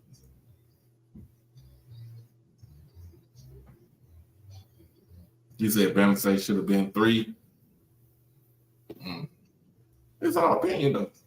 It's all opinion. But yeah, I just got word Tropical Storm Barrel is making its way. By the time it reaches landfall, it will be a Category 1 hurricane. And its path is basically going up through Houston and coming up the I-45 corridor. So we're going to get some rain tomorrow. I want to see. I don't want to just hear the Sun and Boom just play all the time. I want to hear another band where we could just blow the hell out, just blow them out the water. That's the reason why I want another band to come up there. But yeah, I mean, we could just split the Sun and Boom up into two bands, and they could just battle each other. I mean, I just want somebody just to die. I came from the era of the battle. But yeah, other than that, see what else we got. What else we got in store for the rest of this week? What else we got?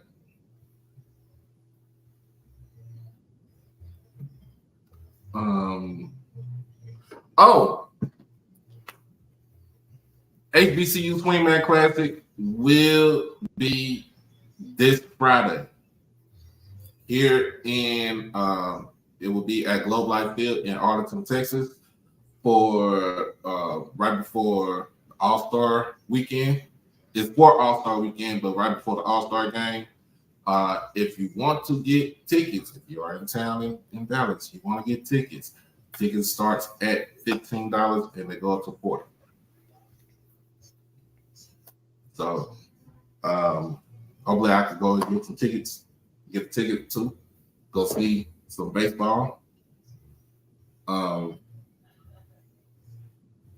Then go see our HBCU players go out there and do what they can.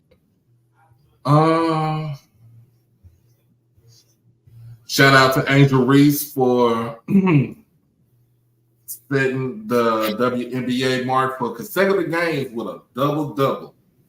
And I promise somebody's gonna screw her over and say she's not gonna be Rookie of the Year. That's gonna be cool. So she had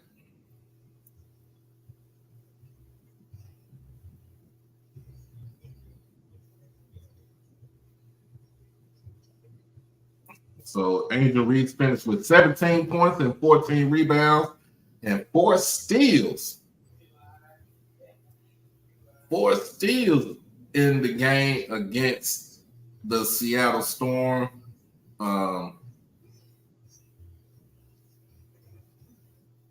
So she broke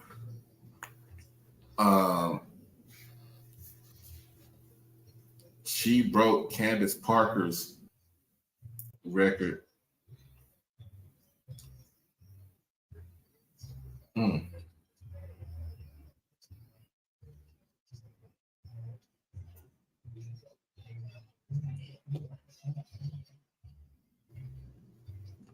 Oh Lord, y'all got a little ass Ashton texting me over here with this bullshit.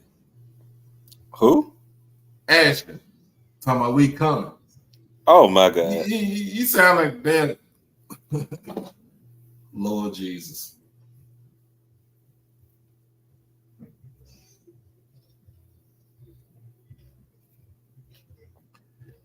Yeah.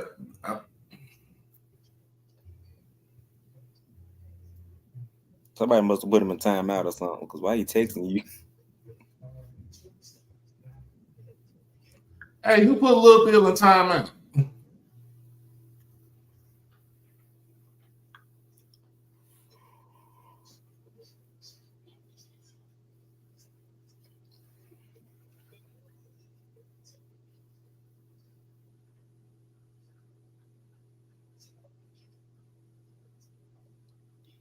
Cooking spanking who? I don't know.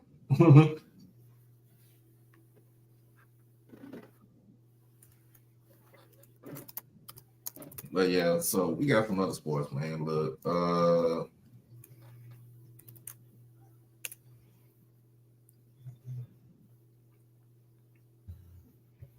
But yeah, other than that, man, I'm just Cookman. Who Cookman spanking?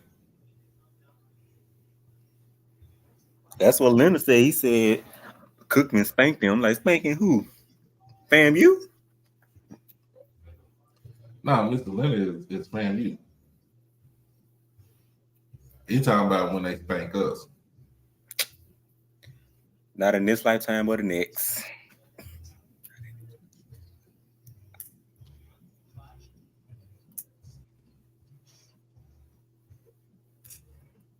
I got Cookman spanking FAMU.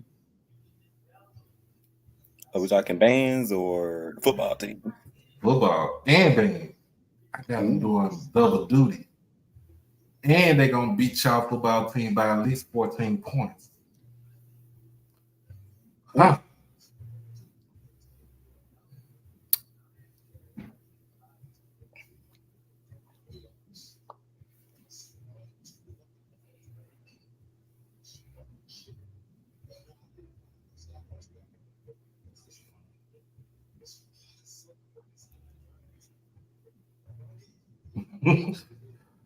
Uncle said, talk about he still playing the Florida anthem like a bumblebee.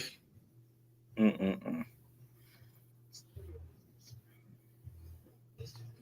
got him beating. Look, I got them Cookman beating FAMU on the football field and in the stands, and I got them beating y'all by 14.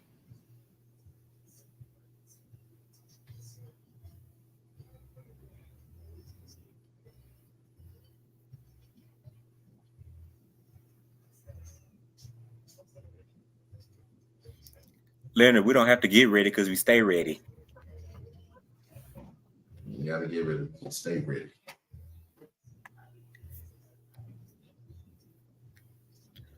But yeah, look, 10/19, 2024.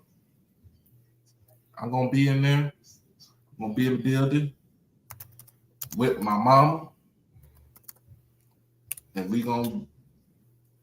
I don't know if my mama gonna drink, but I sure am gonna drink.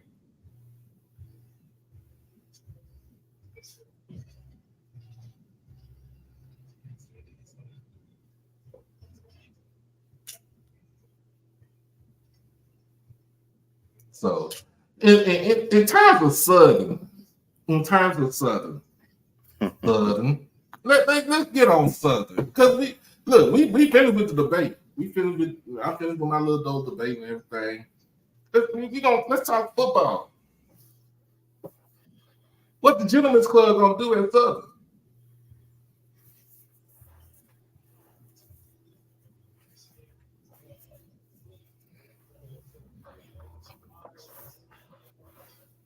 When has Southern played in the Celebration Bowl? When will Southern even get to a Celebration Bowl?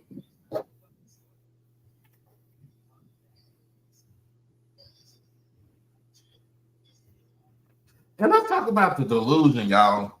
That was last night. All right. Because I kind of got off that fast because my head was hurting. And it was kind of late too. It was kind of late too. But if y'all that's my brother, don't mind him. My man said they had the best 6-year run of any HBCU. And then when I fact checked him last night, I was like, 6-year run. No, Negro, you had 5-year run. You had a 5 out of 6. You 14, 15. You didn't do shit in 16, 17, 18, 19, of course. And the only time y'all went undefeated was what? 17? I think that was the 1 year they went 12-0.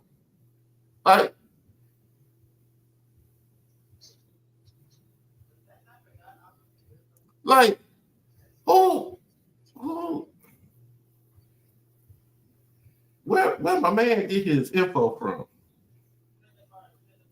And then here come Line Ass Day just doubling down on all the A&T line over here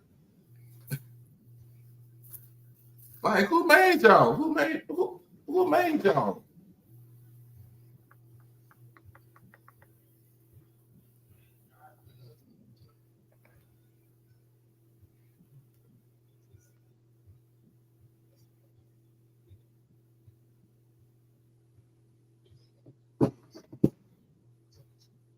Uh-oh. Uh-oh. Uh-oh. Y'all done got Simone started.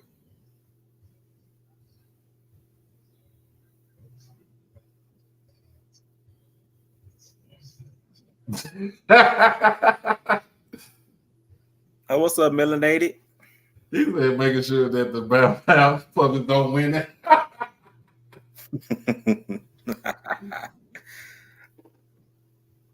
Who hating on Mr. Banks? Who hating on the Jaguars? See, I'll be honest with you. I had a classmate. That from my high school. He went to Southern. And every time we come home, right, for break or anything, and every time I see him, we be talking cash money shit about how they band is straight garbage, how they campus look like. Oh Lord, so Jay White didn't enter the chat again.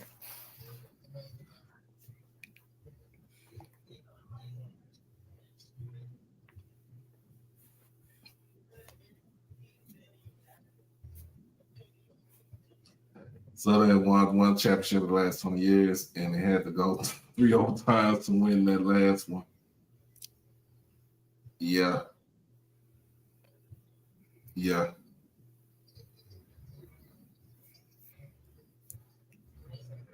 Oh yeah, I want to see the Bama State A&M's football slander. Oh, can I address this, y'all? And for all those that are that's in the chat, and for my sister Tamona that's in the chat, because she's a content creator just like I am. So when I give an opinion on a player and how they are doing, how they did for the season in previous seasons, please do not get upset at me when I'm giving the take. Okay? Please do not get upset at me when I'm stating a fact. Please do not get upset at me when I'm voicing my opinion, because you would rather hear from me than to actually hear from an actual news person, journalist, who ain't got no fight in this battle, than to call you whatever, your son, your nephew, your cousin, whatever, garbage. Okay? I'm fairly lenient when it comes to talking about players, right? I'm very lenient when it comes to talking about players, because I see the good, especially our HBCU players, because I see the good in them. But at the same time, players are going to be judged by what they do on the field and how they carry themselves off the field.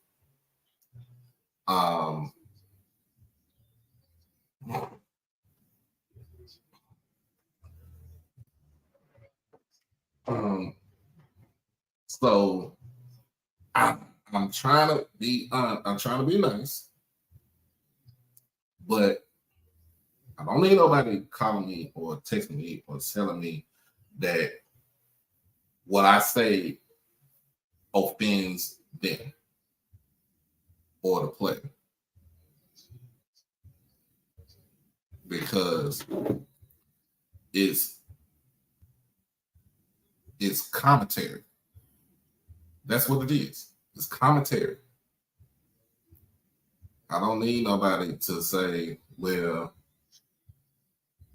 I don't want you to talk about, I don't want you to talk about my kid like that. I'm not talking about him in any way, but I'm voicing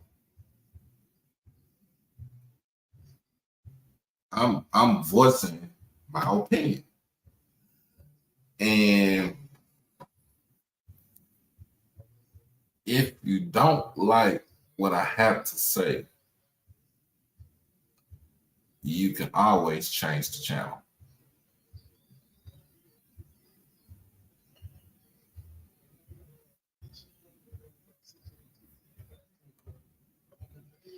Hey, yo.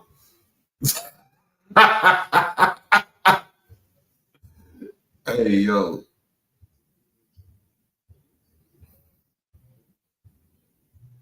Uh-oh, there go Bishop Campbell. Oh, Lord.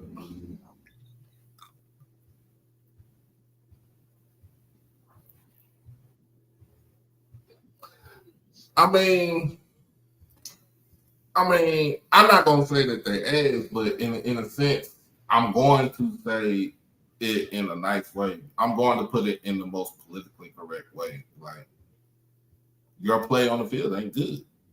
Your play on the court is not good. Your play on the diamond is not good. You know.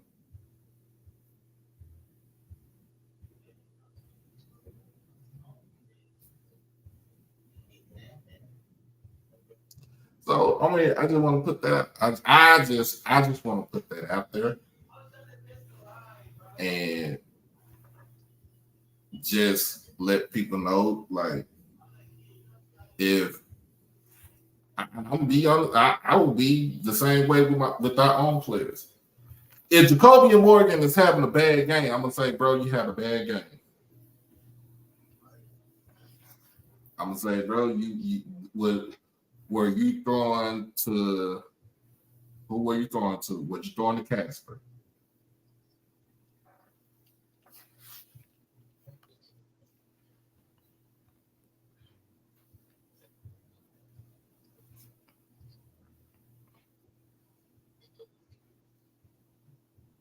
Like it's politically correct. Hey, Seven McGee, you fumbled 2 times. You cost us the game. Maurice Harris, your play calling was trash. You cost us the game. Hey, defense, get it going.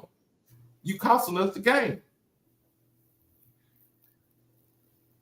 I mean, that's how you do it. That's politically correct right there. I don't know. It ain't.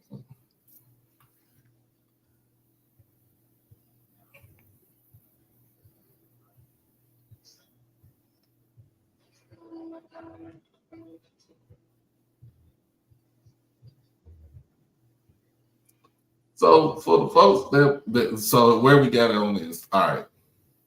I'll put it just out there. I'm putting it out there just like right now. EA, just let you know, 2018 is not an ass whooping now. 59-3 is, but you know. I was just saying, people call me from the Andrew Body Camp, and basically said that I'm tearing down Andrew and stuff. They don't like what I have to say about what he is. They said that I said he was injury prone. I'm like, he ain't injury prone, but he has not played the whole season. He played 1 game last season and he shut it down for the rest. He got injured at the end of 22 and had major shoulder surgery to fix what he had to do. I'll just put it like that. That's not being injury prone. That's basically saying that you were not ready to come back. So if you want to prove doubters wrong, if you want to prove me wrong, the play on the field has to equal out to prove me wrong, to prove a lot of folks wrong. So I'm just gonna put it like this. I'm gonna say what I gotta say, and it ain't no comeback.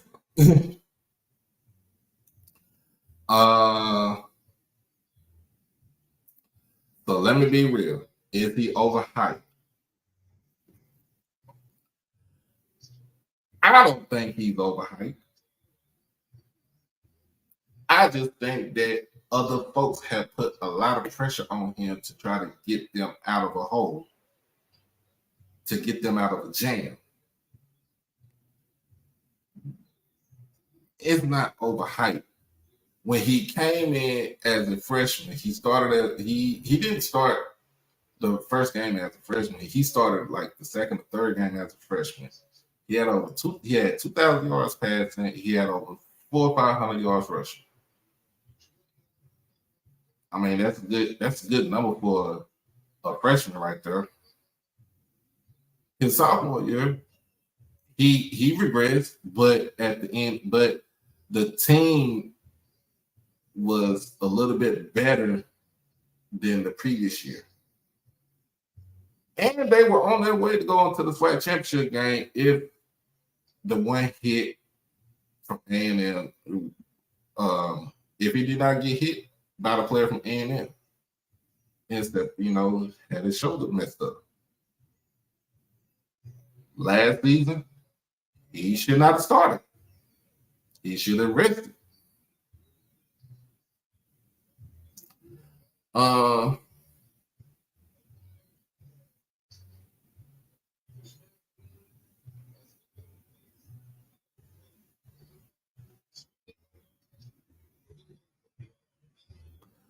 But I mean, I don't know where. I mean, I'm gonna be honest with you, Dre. The hype came from his camp.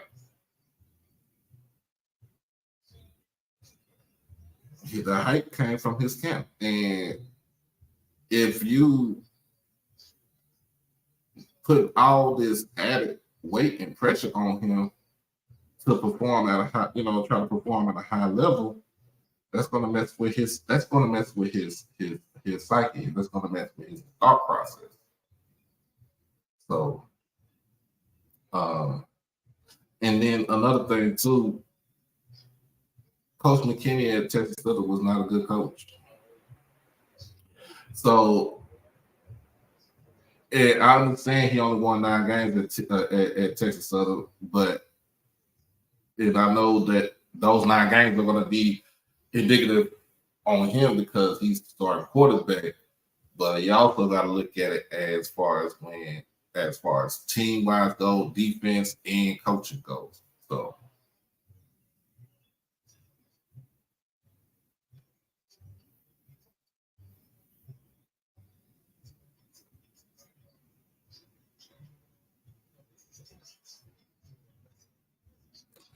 But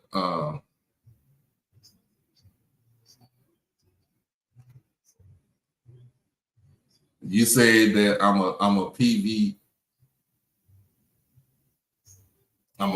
groupie.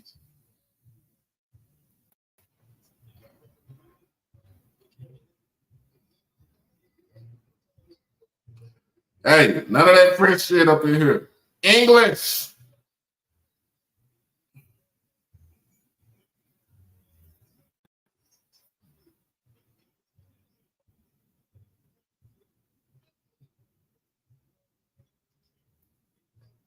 But other than that, man, I just have to put that out there. I see my brother Jerome just done jumped in he in the chat right now. I'm seeing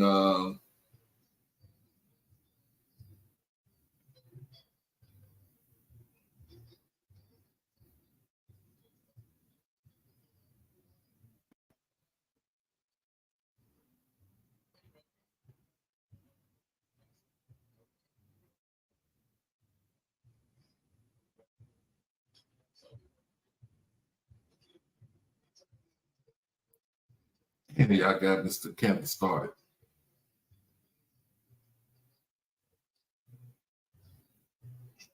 Y'all got Mr. Campbell started.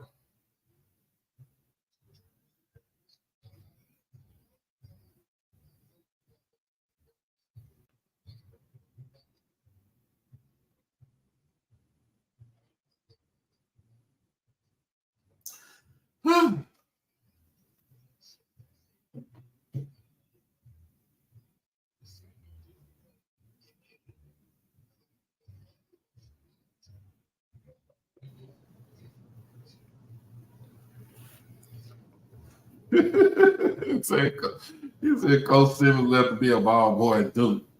Messed up, bro. Damn.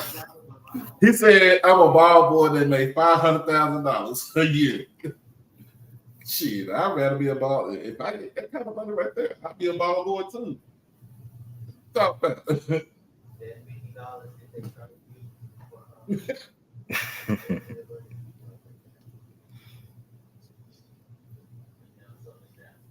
Not a cafeteria cook. Damn, Dre.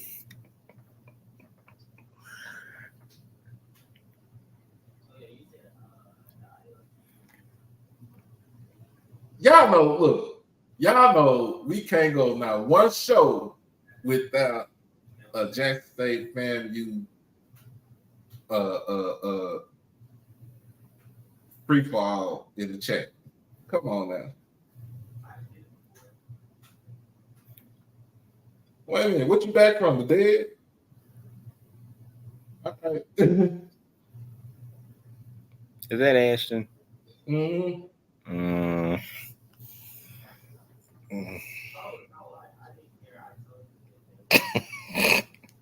Uncle said.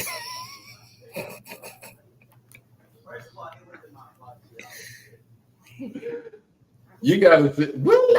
That's your thing. That's your thing. Cause that's your. I ain't gonna take your thing.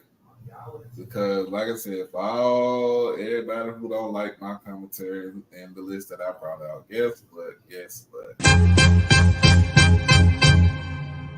Man, fuck all you hoes.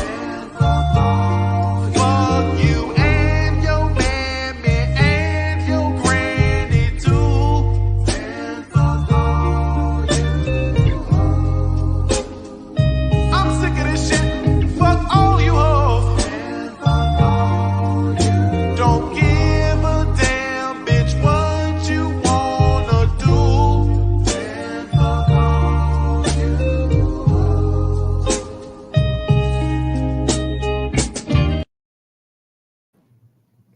Oh, what's up, Chris? Yo, what's up, Chris? Yo, wait, what? Dre. I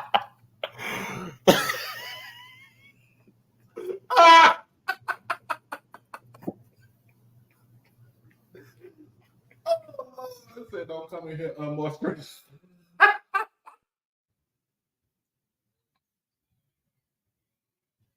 Talking about waiting Sunday. Shoot, we cuss on Sunday too.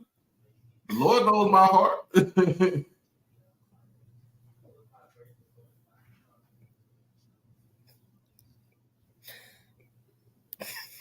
They'll win. That's how they'll win this year, bro.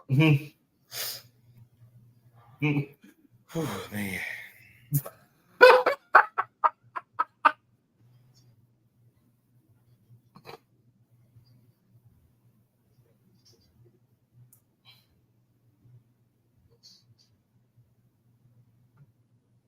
Oh Lord, Willie. Willie said, I'm on your ass.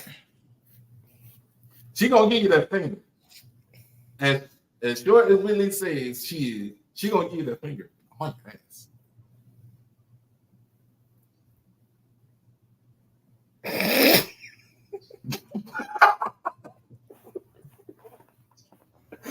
Oh my God. So I got an idea. So I guess the Thursday or Friday before the game against FAMU, should we just have a whole show dedicated to just roasting each other school? Like just straight shit talk. On live? On live. Doc, I don't know about that now. On live. You know the algorithm. You know you don't want to get thing took down and none of that. So I don't know. Oh, I'll be all right. I mean, me personally, I'd be with it, but you know the algorithm, the YouTube algorithm.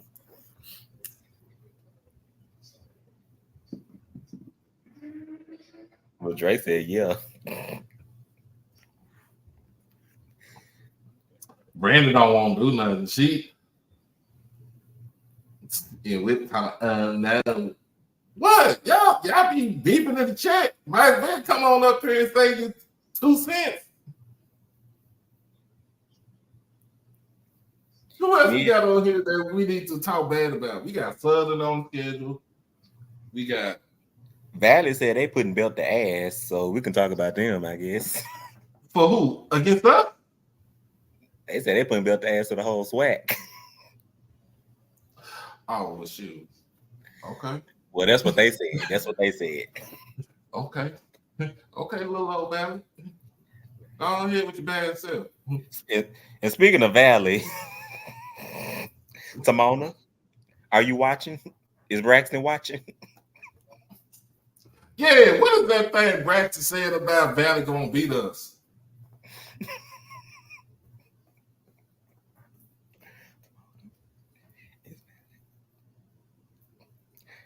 How was I the only one who heard that? Like, y'all didn't hear Braxton say that last night? My friend, how your friend gonna betray us like that? Man, when I tell you Braxton, he was so messy in that live. Like, what we do to him? What we do to him?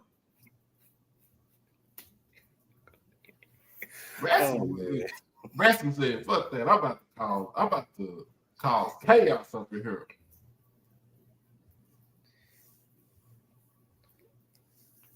Look, Braxton became he loves to troll. He loves to troll. Man, I'm like, come on now, partner.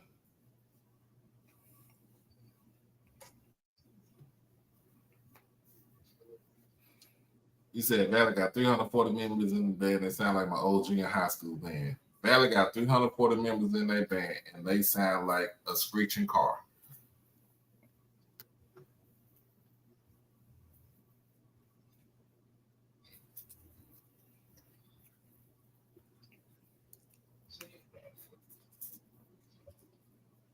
And said it 4 times. I thought he was gonna say it 5 times. It was gonna be Candyman coming out there big. Oh man, that was so funny. Y'all know we ain't got nothing to talk about shit. We just shoot the shit right now. This is all number but a family reunion. You know what I'm saying? I ain't got nothing to drink tonight. My juice is in the refrigerator. I'm actually gotta go cook my lunch for tomorrow. Yeah, the liquor store was closed because it's Sunday, so couldn't get nothing. Man, please don't say that to us because I would take my black ass over to South Dallas and get some liquor. Well, what happened?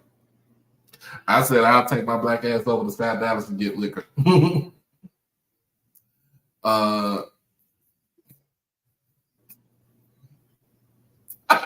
You speaking French now? Like, what's going on in the chat? Julian and Ladarius over there speaking is tag team in French.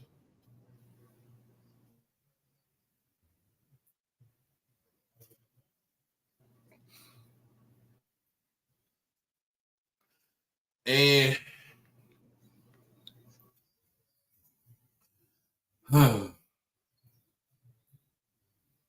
and for everybody, let's not go over to the little old orange, the peas and carrots meeting on what day do they have that meeting on?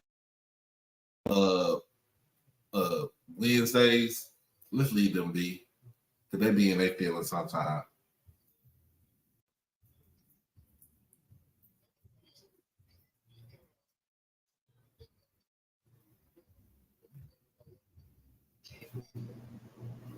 Yeah, they're not changed. I don't know why this thing can boot me off.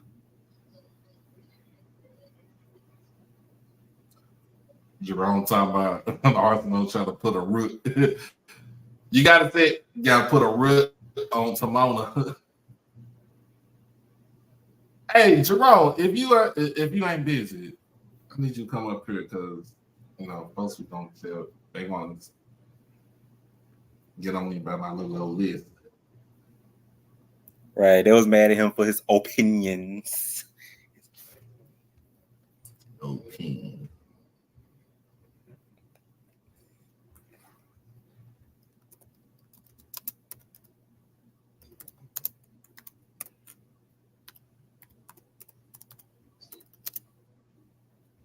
Well, I did, but look, good thing that came out last night. I did get my credentials last night for Swag Media Day.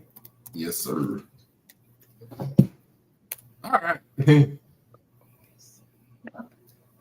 Black man, what's that? Hey, what up, DLO? Hey, What I missed? You missed a lot. You missed a lot. I came in and one of them Arsenal dudes, they're putting that voodoo on Timon. I'm like, let me get on the screen. I'm binded up. Oh, Lord. Did you do your rankings yet? Oh, I did them, but I want to do them again. We can do it again since you on here. I got Texas Southern at number 10. Do you think did I rank them too low or they should be ranked at all? Should I rank them higher than what they are? It depends on who else is on the list. I mean, as long as you ain't got Grambling and FAMU on there, I guess that's about right. Oh, well, that's true. You about to be you got to be your setup meeting. Well, you got number 2.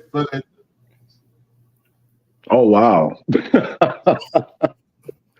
I would put, last year wasn't Southern's best year. I would have them rank a little bit higher, but I can't think of 8 other bands, well, 7 that are probably better than them. But we'll rock with it. We just talked about Strictly Out for last year. I ain't talking about. Okay. Yeah. Yeah, there was a little white last year. Yeah. I know what I was talking about. I know what I was talking about. Who else you got? Okay, Aristocrats, Grammy Award winning. I'll probably have them ranked a little bit higher. That Grammy Award, alone, kind of set them apart. Just excel them up. Oh yeah, and they always have a solid program. I didn't really watch them for real last year since they went on our schedule, but they're very consistent. So I'm sure if I pull up some clips, I'm sure they're still top tier. Okay. So this is where we it was starting to get confusing for me. Bethune-Cookman. So honestly, I haven't really seen them since they joined the SWAC. I mean, when they were in the MEAC, they traveled a lot. I can't really think of any SWAC school that they've traveled to since joining the conference. So I really haven't seen any clips of them. But, like Tennessee State, they're pretty consistent. It just kind of depends on what your preference is with them. Book-wise, they play pretty much the same music every year. But they're very, when it comes to precision, when it comes to drilling, they're pretty solid. They've got that kaleidoscope drilling from Jackson State, and the sound is pretty. It's kind of square, like their arrangements are in a box, but they always sound balanced. So, shout out to them. Okay. And then we got. Oh man. It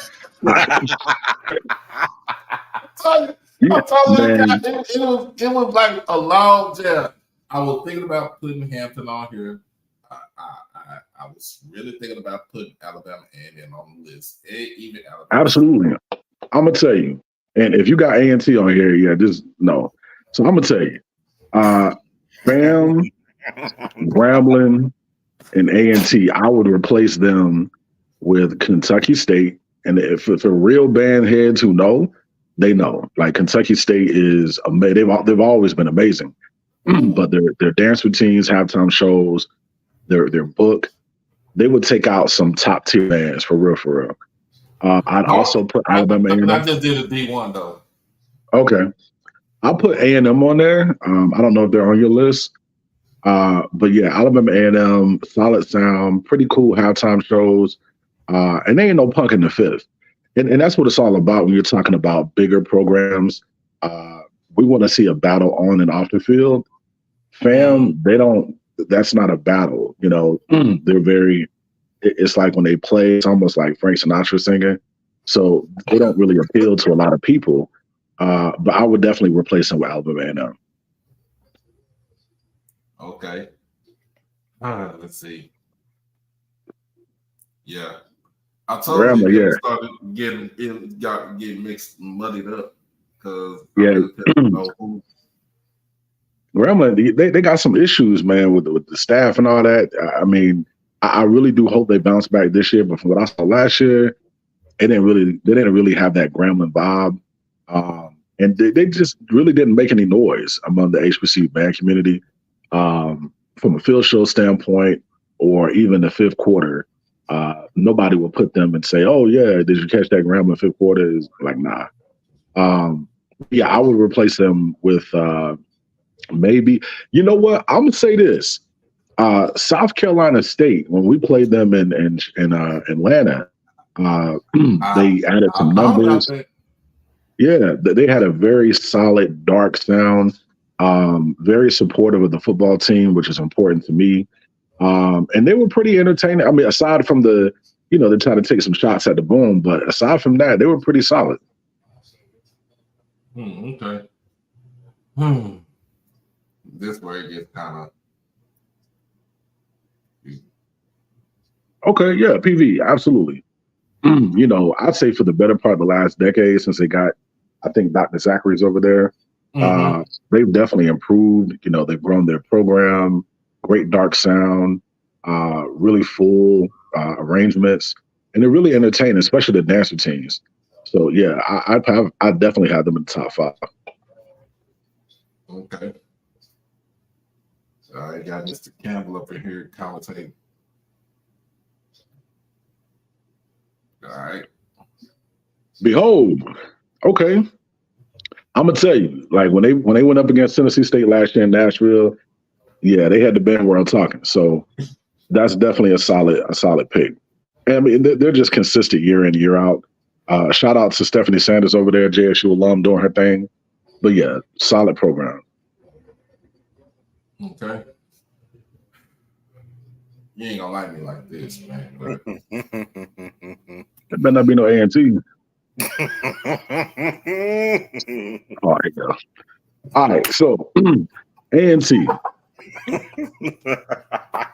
I'm not even. You know what? It's Sunday. May the Lord watch between me and thee. I will say they are who they are. I don't care for them. I don't care for programs that steal all these concepts from other HBCUs and blend it. That's not my thing. They're boring to me. Like a lot of their shows, it resembles Disney on Ice.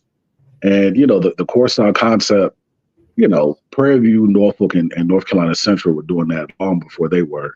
So I love originality among our programs.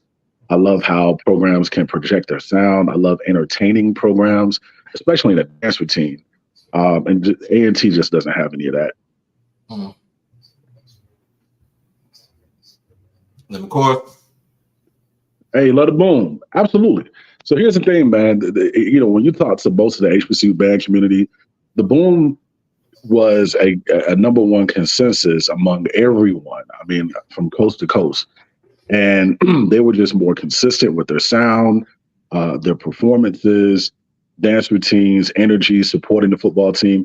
I'm going to tell y'all, that's my second time saying that. When I was in the Boom, Dr. Liddell taught us that a college marching band has 3 objectives in this order. Number 1, you're there to support the football team. Number 2, you're there to entertain the crowd because they paid good money to come see you. And number 3, you're there to outperform the other band. And in my personal opinion, and I've held that philosophy all these years, the Boom just exemplifies that. So definitely well-deserved number 1 ranking. And many in the HBCU band community would agree with that. Man, look, if you gotta speak it in Dr. Liddell's voice, Man, you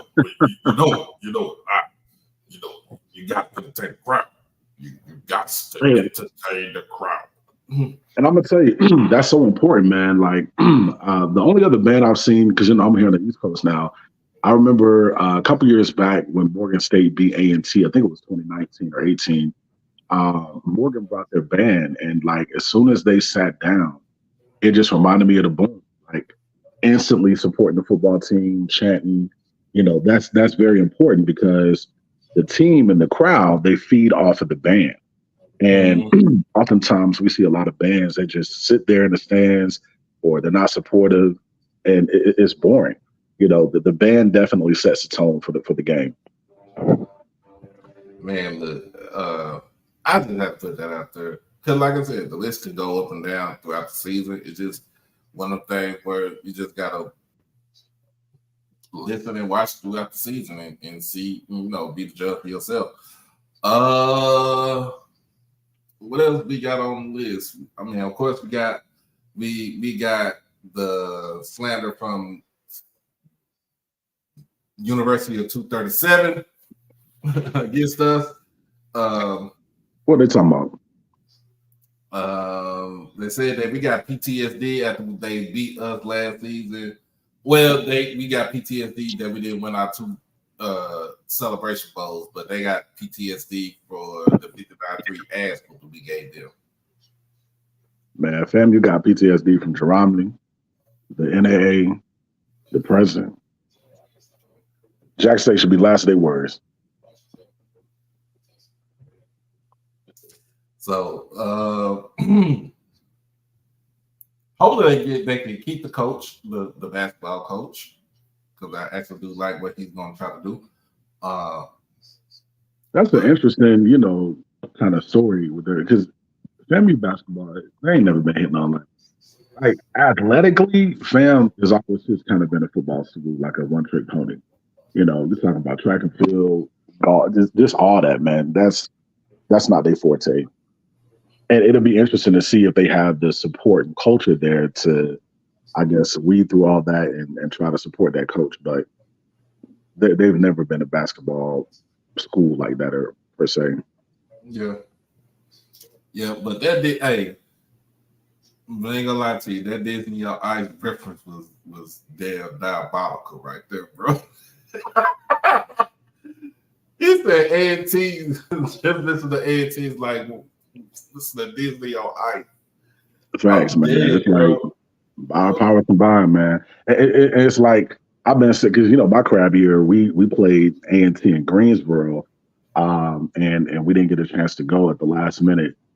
They definitely dodged a bullet, and I've been saying for years, man, A&T been dodging L's because their AD, they're not really scheduling SWAC schools like that at their stadium, but they need some dogs to sit right across from them.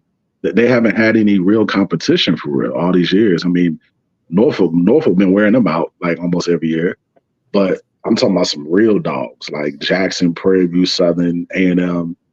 Put them at Aggie Stadium, it's gonna get real quick. And it's just the sound difference. Like everyone that I've known from the East Coast that has seen Jackson at A&T live in person, they all say the same thing. It's not even the same.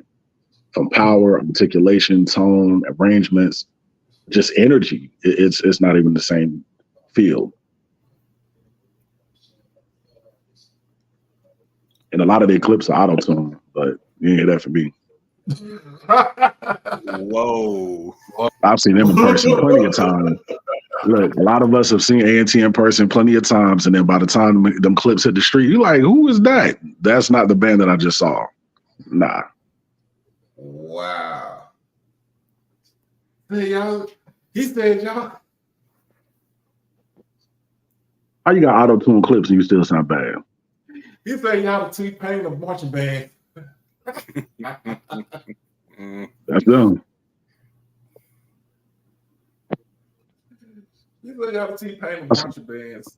I saw some Arsenals in the chat. What they talking about tonight? I like messing They with put them. voodoo hexes on everybody. That's what it is. I saw somebody speaking French. I said, let me hop on here. Not Mr. Campbell trying to summon them people on the show again. They don't want to do that.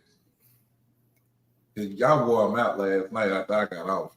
That was ridiculous. Them people so delusional. They'll say that on YouTube, but you meet them in person, they talking something totally different. Who's more delusional, A&T or FAMU? Nah, I got to get at the fam, man. That's a special type of delusion right there.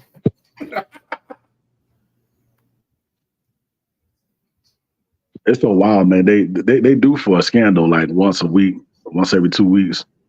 It's just like, really? That could be my school.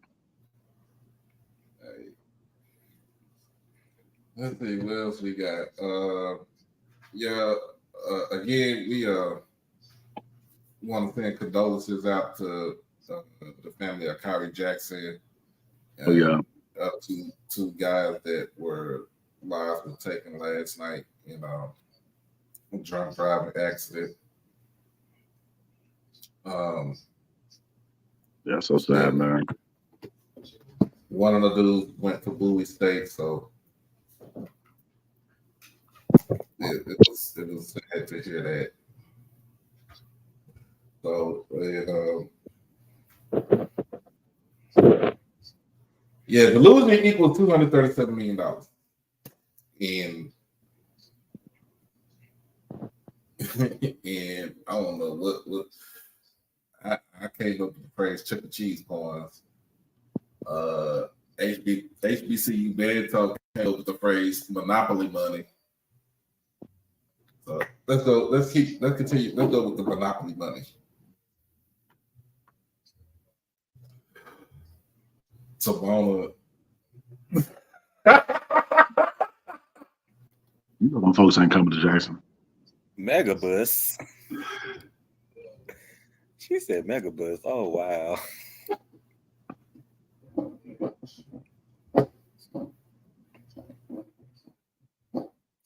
Yeah, they fight when they still get popped up with shoes. It'd be like, stop it. When they get jumped on in this bitch. Well, they said they'll fight.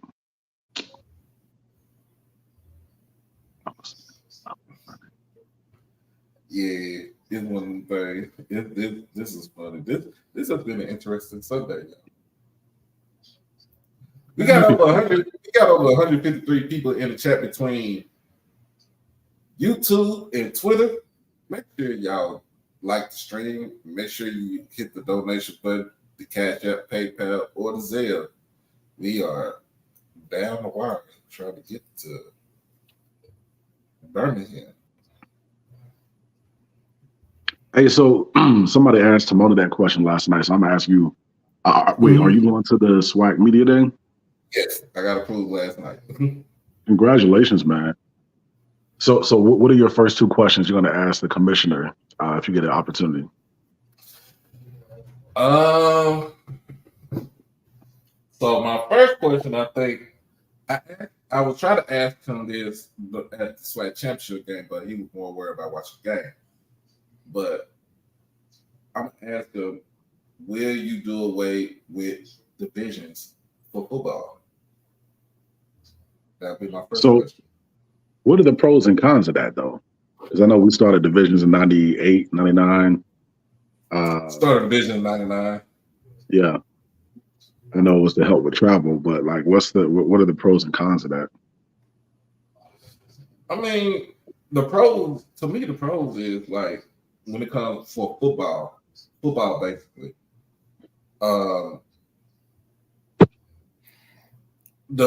The best two teams play in the championship game.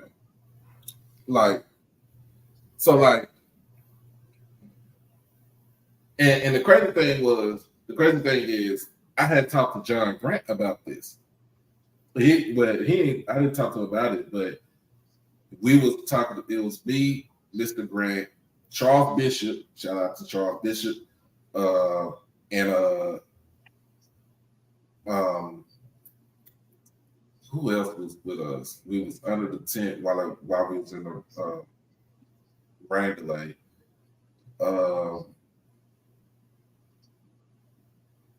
Trying to remember, but we Mr. Grant had talked about. He's like, man, he's like not to throw any salt on Prairie View because they did qualify to get to the SWAC championship game, but I would rather do away with divisions than to see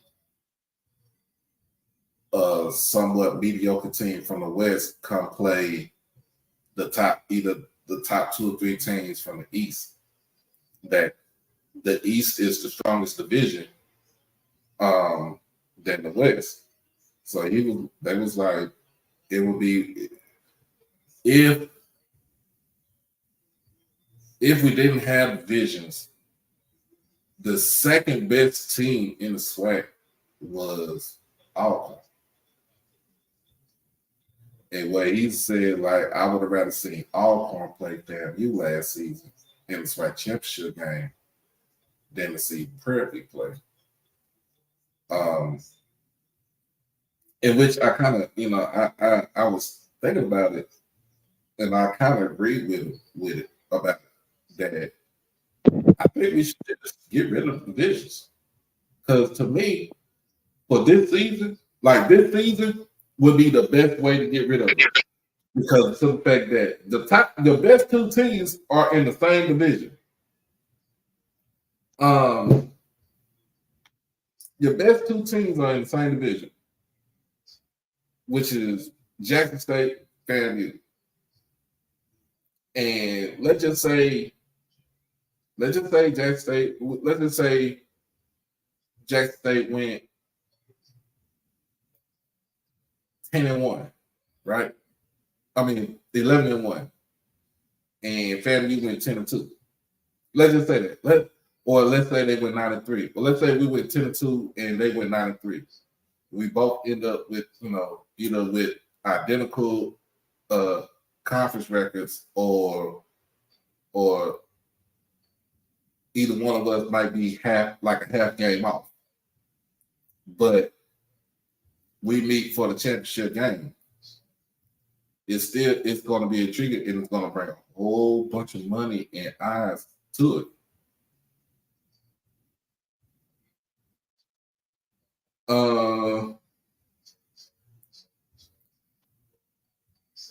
As far as pros, because again, I know that the whole concept of the division.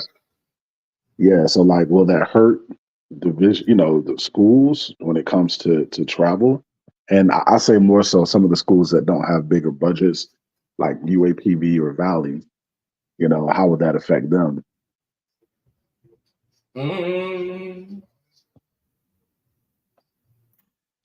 I mean, that would be the con is to travel. That would be that. But I would say, to me, man, just get your weight up, like for real. Like, so what would your second question be? My second question be in regards to Celebration Bowl payout.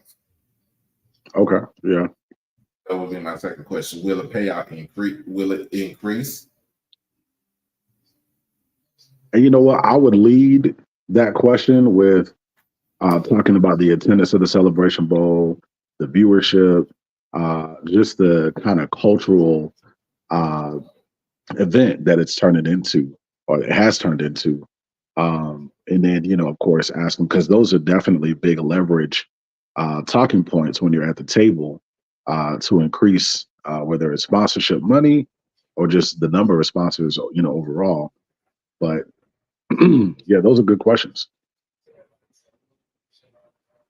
I definitely want to know more about the TV deal moving forward. Like, what is his plan to increase revenue for all the schools, and also, exposure and brand for the schools as well. and not just in football. Because we have some really great basketball programs, men and women. Mm-hmm.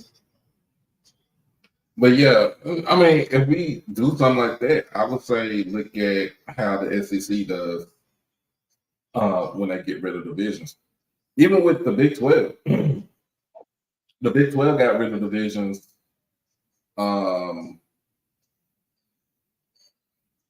Once they had brought, I think they brought West Virginia in.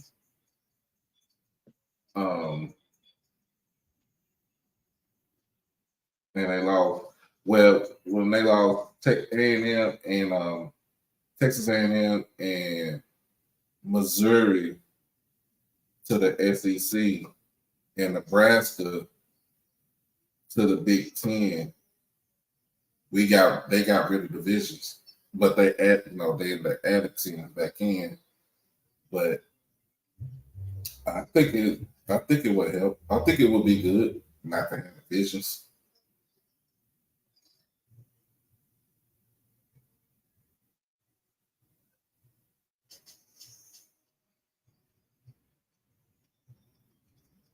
Is there a restaurant in Birmingham that you got a liking for? I don't know. I haven't. I don't Because I heard know. Birmingham. I heard they got some really good food there. I heard that too. I want to see what they got. I went to a spot when I went to the SWAT championship in 2012. I went to a breakfast spot called House of Pancakes, and it's over in I forget what part of Birmingham, but it's really good. I'm gonna keep that in mind. I'm trying to keep that in mind. I'm probably figure some stuff out when I get down there next week. So we shall see. I know one thing. I will when I go through Jackson, I will stop at Stamps, get my damn Stamps burger. Absolutely, that's a must. Are you going to pull up in what is that, Monroe? In Monroe, so my driving. So when I drive, I usually my very first stop before I even hit the road, I gotta stop at Buc-ee's. I don't know why, but I gotta stop at Buc-ee's. I heard about Buc-ee's. Buc-ee's, man, and if it's early in the morning, get me a breakfast burrito, some juice, and pretty much some snacks because I like to snack while when I'm driving, and just have it. Like I have to stop. Like I literally have to stop at Buc-ee's. It'd be so crazy. Like when you stop at Buc-ee's, like you spend probably like $30 up there. Yeah, I heard, between Buc-ee's and Wawa's, and the Wawa's, I think that's like an East Coast thing. But we got Quick Trip up here, and it kind of sounds like Buc-ee's. What, Quick Trip? Oh, we got a Quick Trip down here. We got a Quick Trip here in Texas and stuff, but okay, there ain't no Buc-ee's, man. Buc-ee's got over 100-something. They got one in Jackson? Or is that like Texas? I don't know if they have one in Jackson. No, they don't have one in Jackson. The next one you go to is in Alabama. Okay. You told me to kind of say get a Milo's hamburger and a sweet tea and big ham. That's all right. Yeah. Quick Trip ain't no comparison to Buc-ee's. Buc-ee's is like a Walmart superstore on real, that's what's up. On steroids. You said the breakfast food good. See, that's the thing. Like we got some hood gas stations in Charlotte that do soul food, but the food up here ain't hitting with nothing down there like in Jackson or anywhere in Deep South. So I'm ready to come back down there. Man, the Bucky's, man, so they make everything, pretty much everything fresh. They make jerky inside there. They make fudge, like fudge chocolate, man. Oh wow. And then they have for lunch and the dinner, they have will get you a chopped brisket sandwich or a chopped beef sandwich, man. Oh wow. Get brisket with the barbecue and Is this a gas station? This is a gas station. That's what's up. You'd be like, you spent about $30, $40 up in there, and you ain't getting no gas.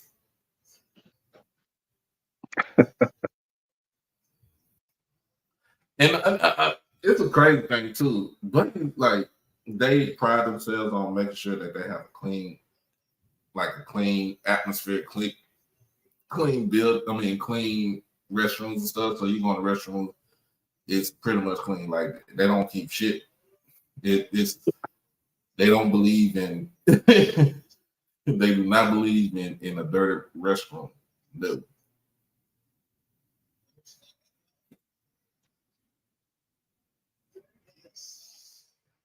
They are, but yeah, man. So I saw the Bucky's, and then my very first stop with basically, so the way I go on 20. And my very first stop after I leave Bucky's is stop in East Texas in Kilgore to go see my father's grave, go talk to him for a second, and then head out on the road. And then I will make my very first stop at Grambling. And I'll stop at the gas station, get some gas, and probably get some Louisiana fried chicken. And that's where I go, and then I head back on the road. So by the time I get to from Grambling to Jackson, ain't no but like 2 hours. Yeah. So it's 2 hours. So by the time I get to Jackson, I don't fill the car back up until I could probably make it all the way to Meridian. Okay. And then from Meridian on to Birmingham, I go all the way in. Yeah, I plan to fly down to that Texas Southern game in Houston, but I had some of my folks from Chicago. They've been flying into Meridian and just getting a rental car going to Jackson. So just depending on, because the last couple of years, if it's like a really big game, I've been told like they ran out of rental cars in Jackson, et cetera, because it was just the demand was so big. So I might do that this year, just flying to Meridian for that Southern game. Okay. All right. That's the third game of the season. So we'll be, I think, me, my mom, and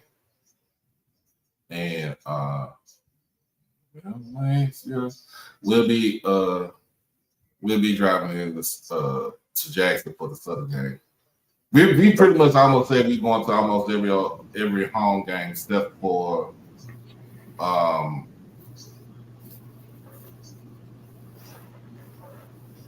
when we play Lane. That's it.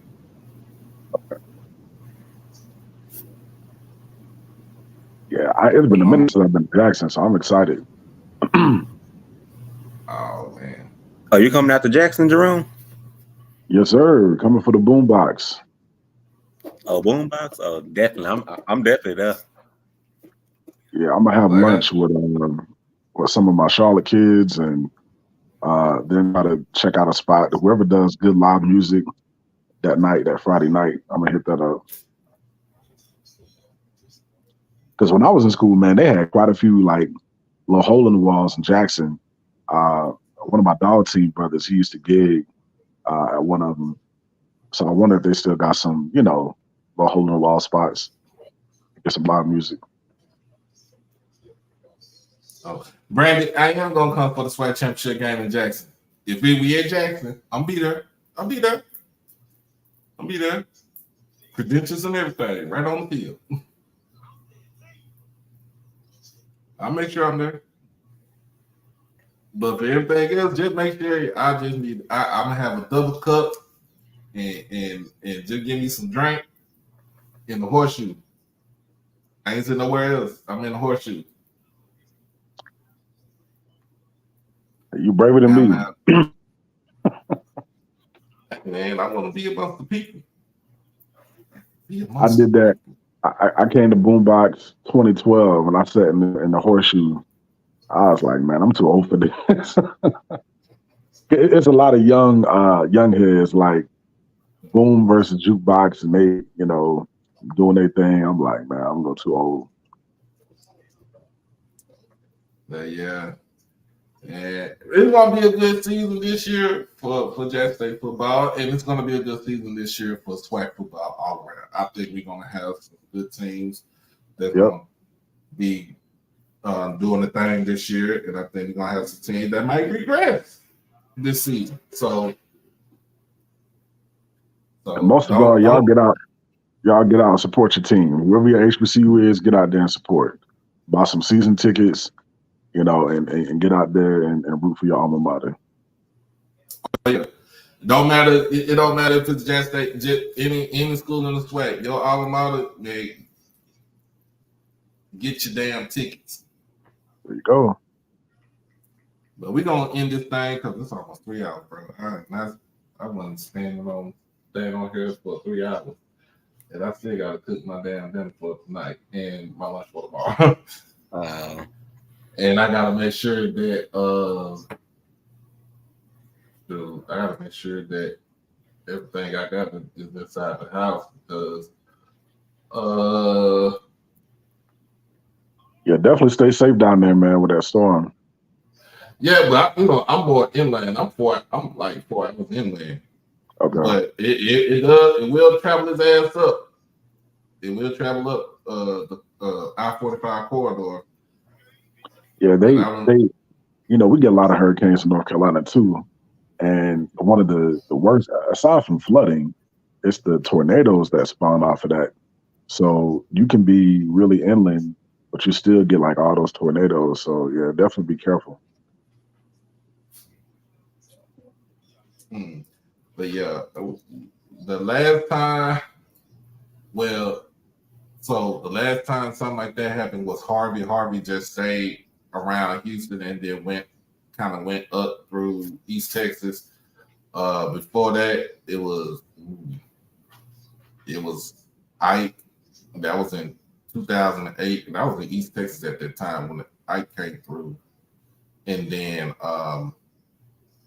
Rita was like 3 years before that. So Rita made its way through that way too. So yeah. I know, but most of the time I'm gonna be asleep, and then tomorrow I gotta go to work anyway. I gotta be at work at 4 in the afternoon. So, but other than that, when it comes to the bands, look, we encourage everybody to support your band, and you know what I'm saying, support the band, and let's give the kids something to cheer about, unless you are 237.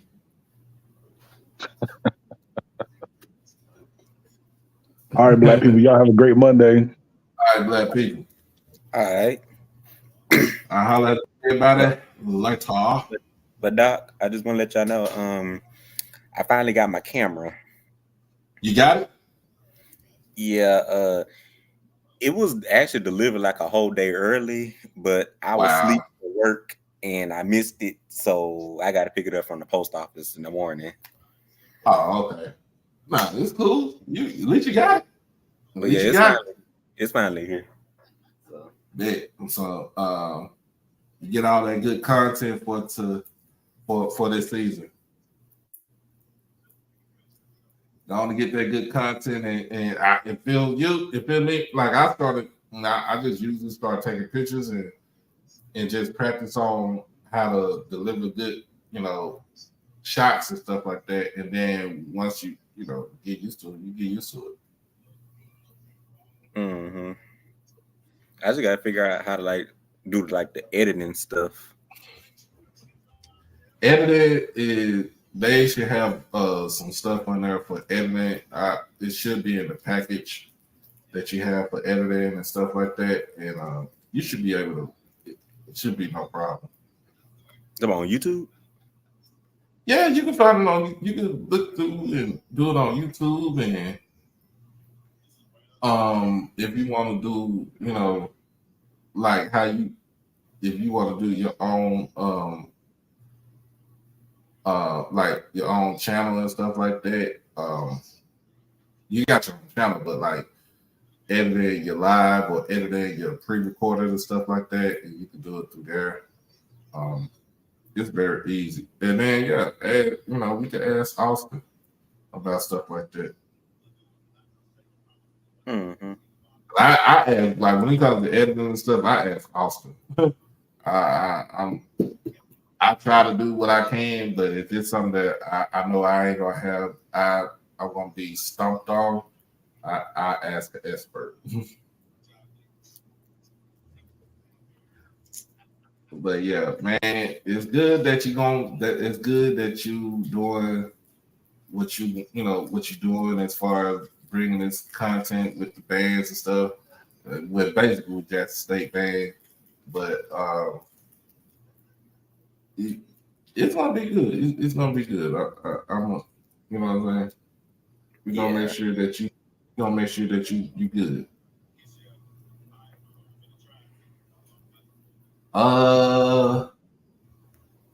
Louis teamwork at media day again. I don't know. It's up to the homies.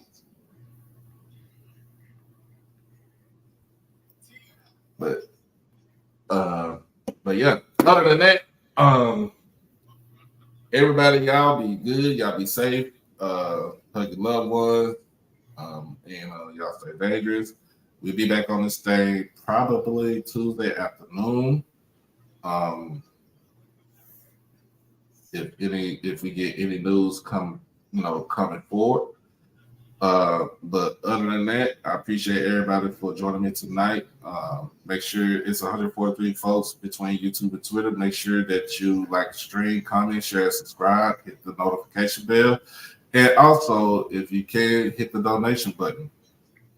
Hit the donation button. We are on crunch time to make sure everything is collected and stuff, and we're gonna be, just doing what we do.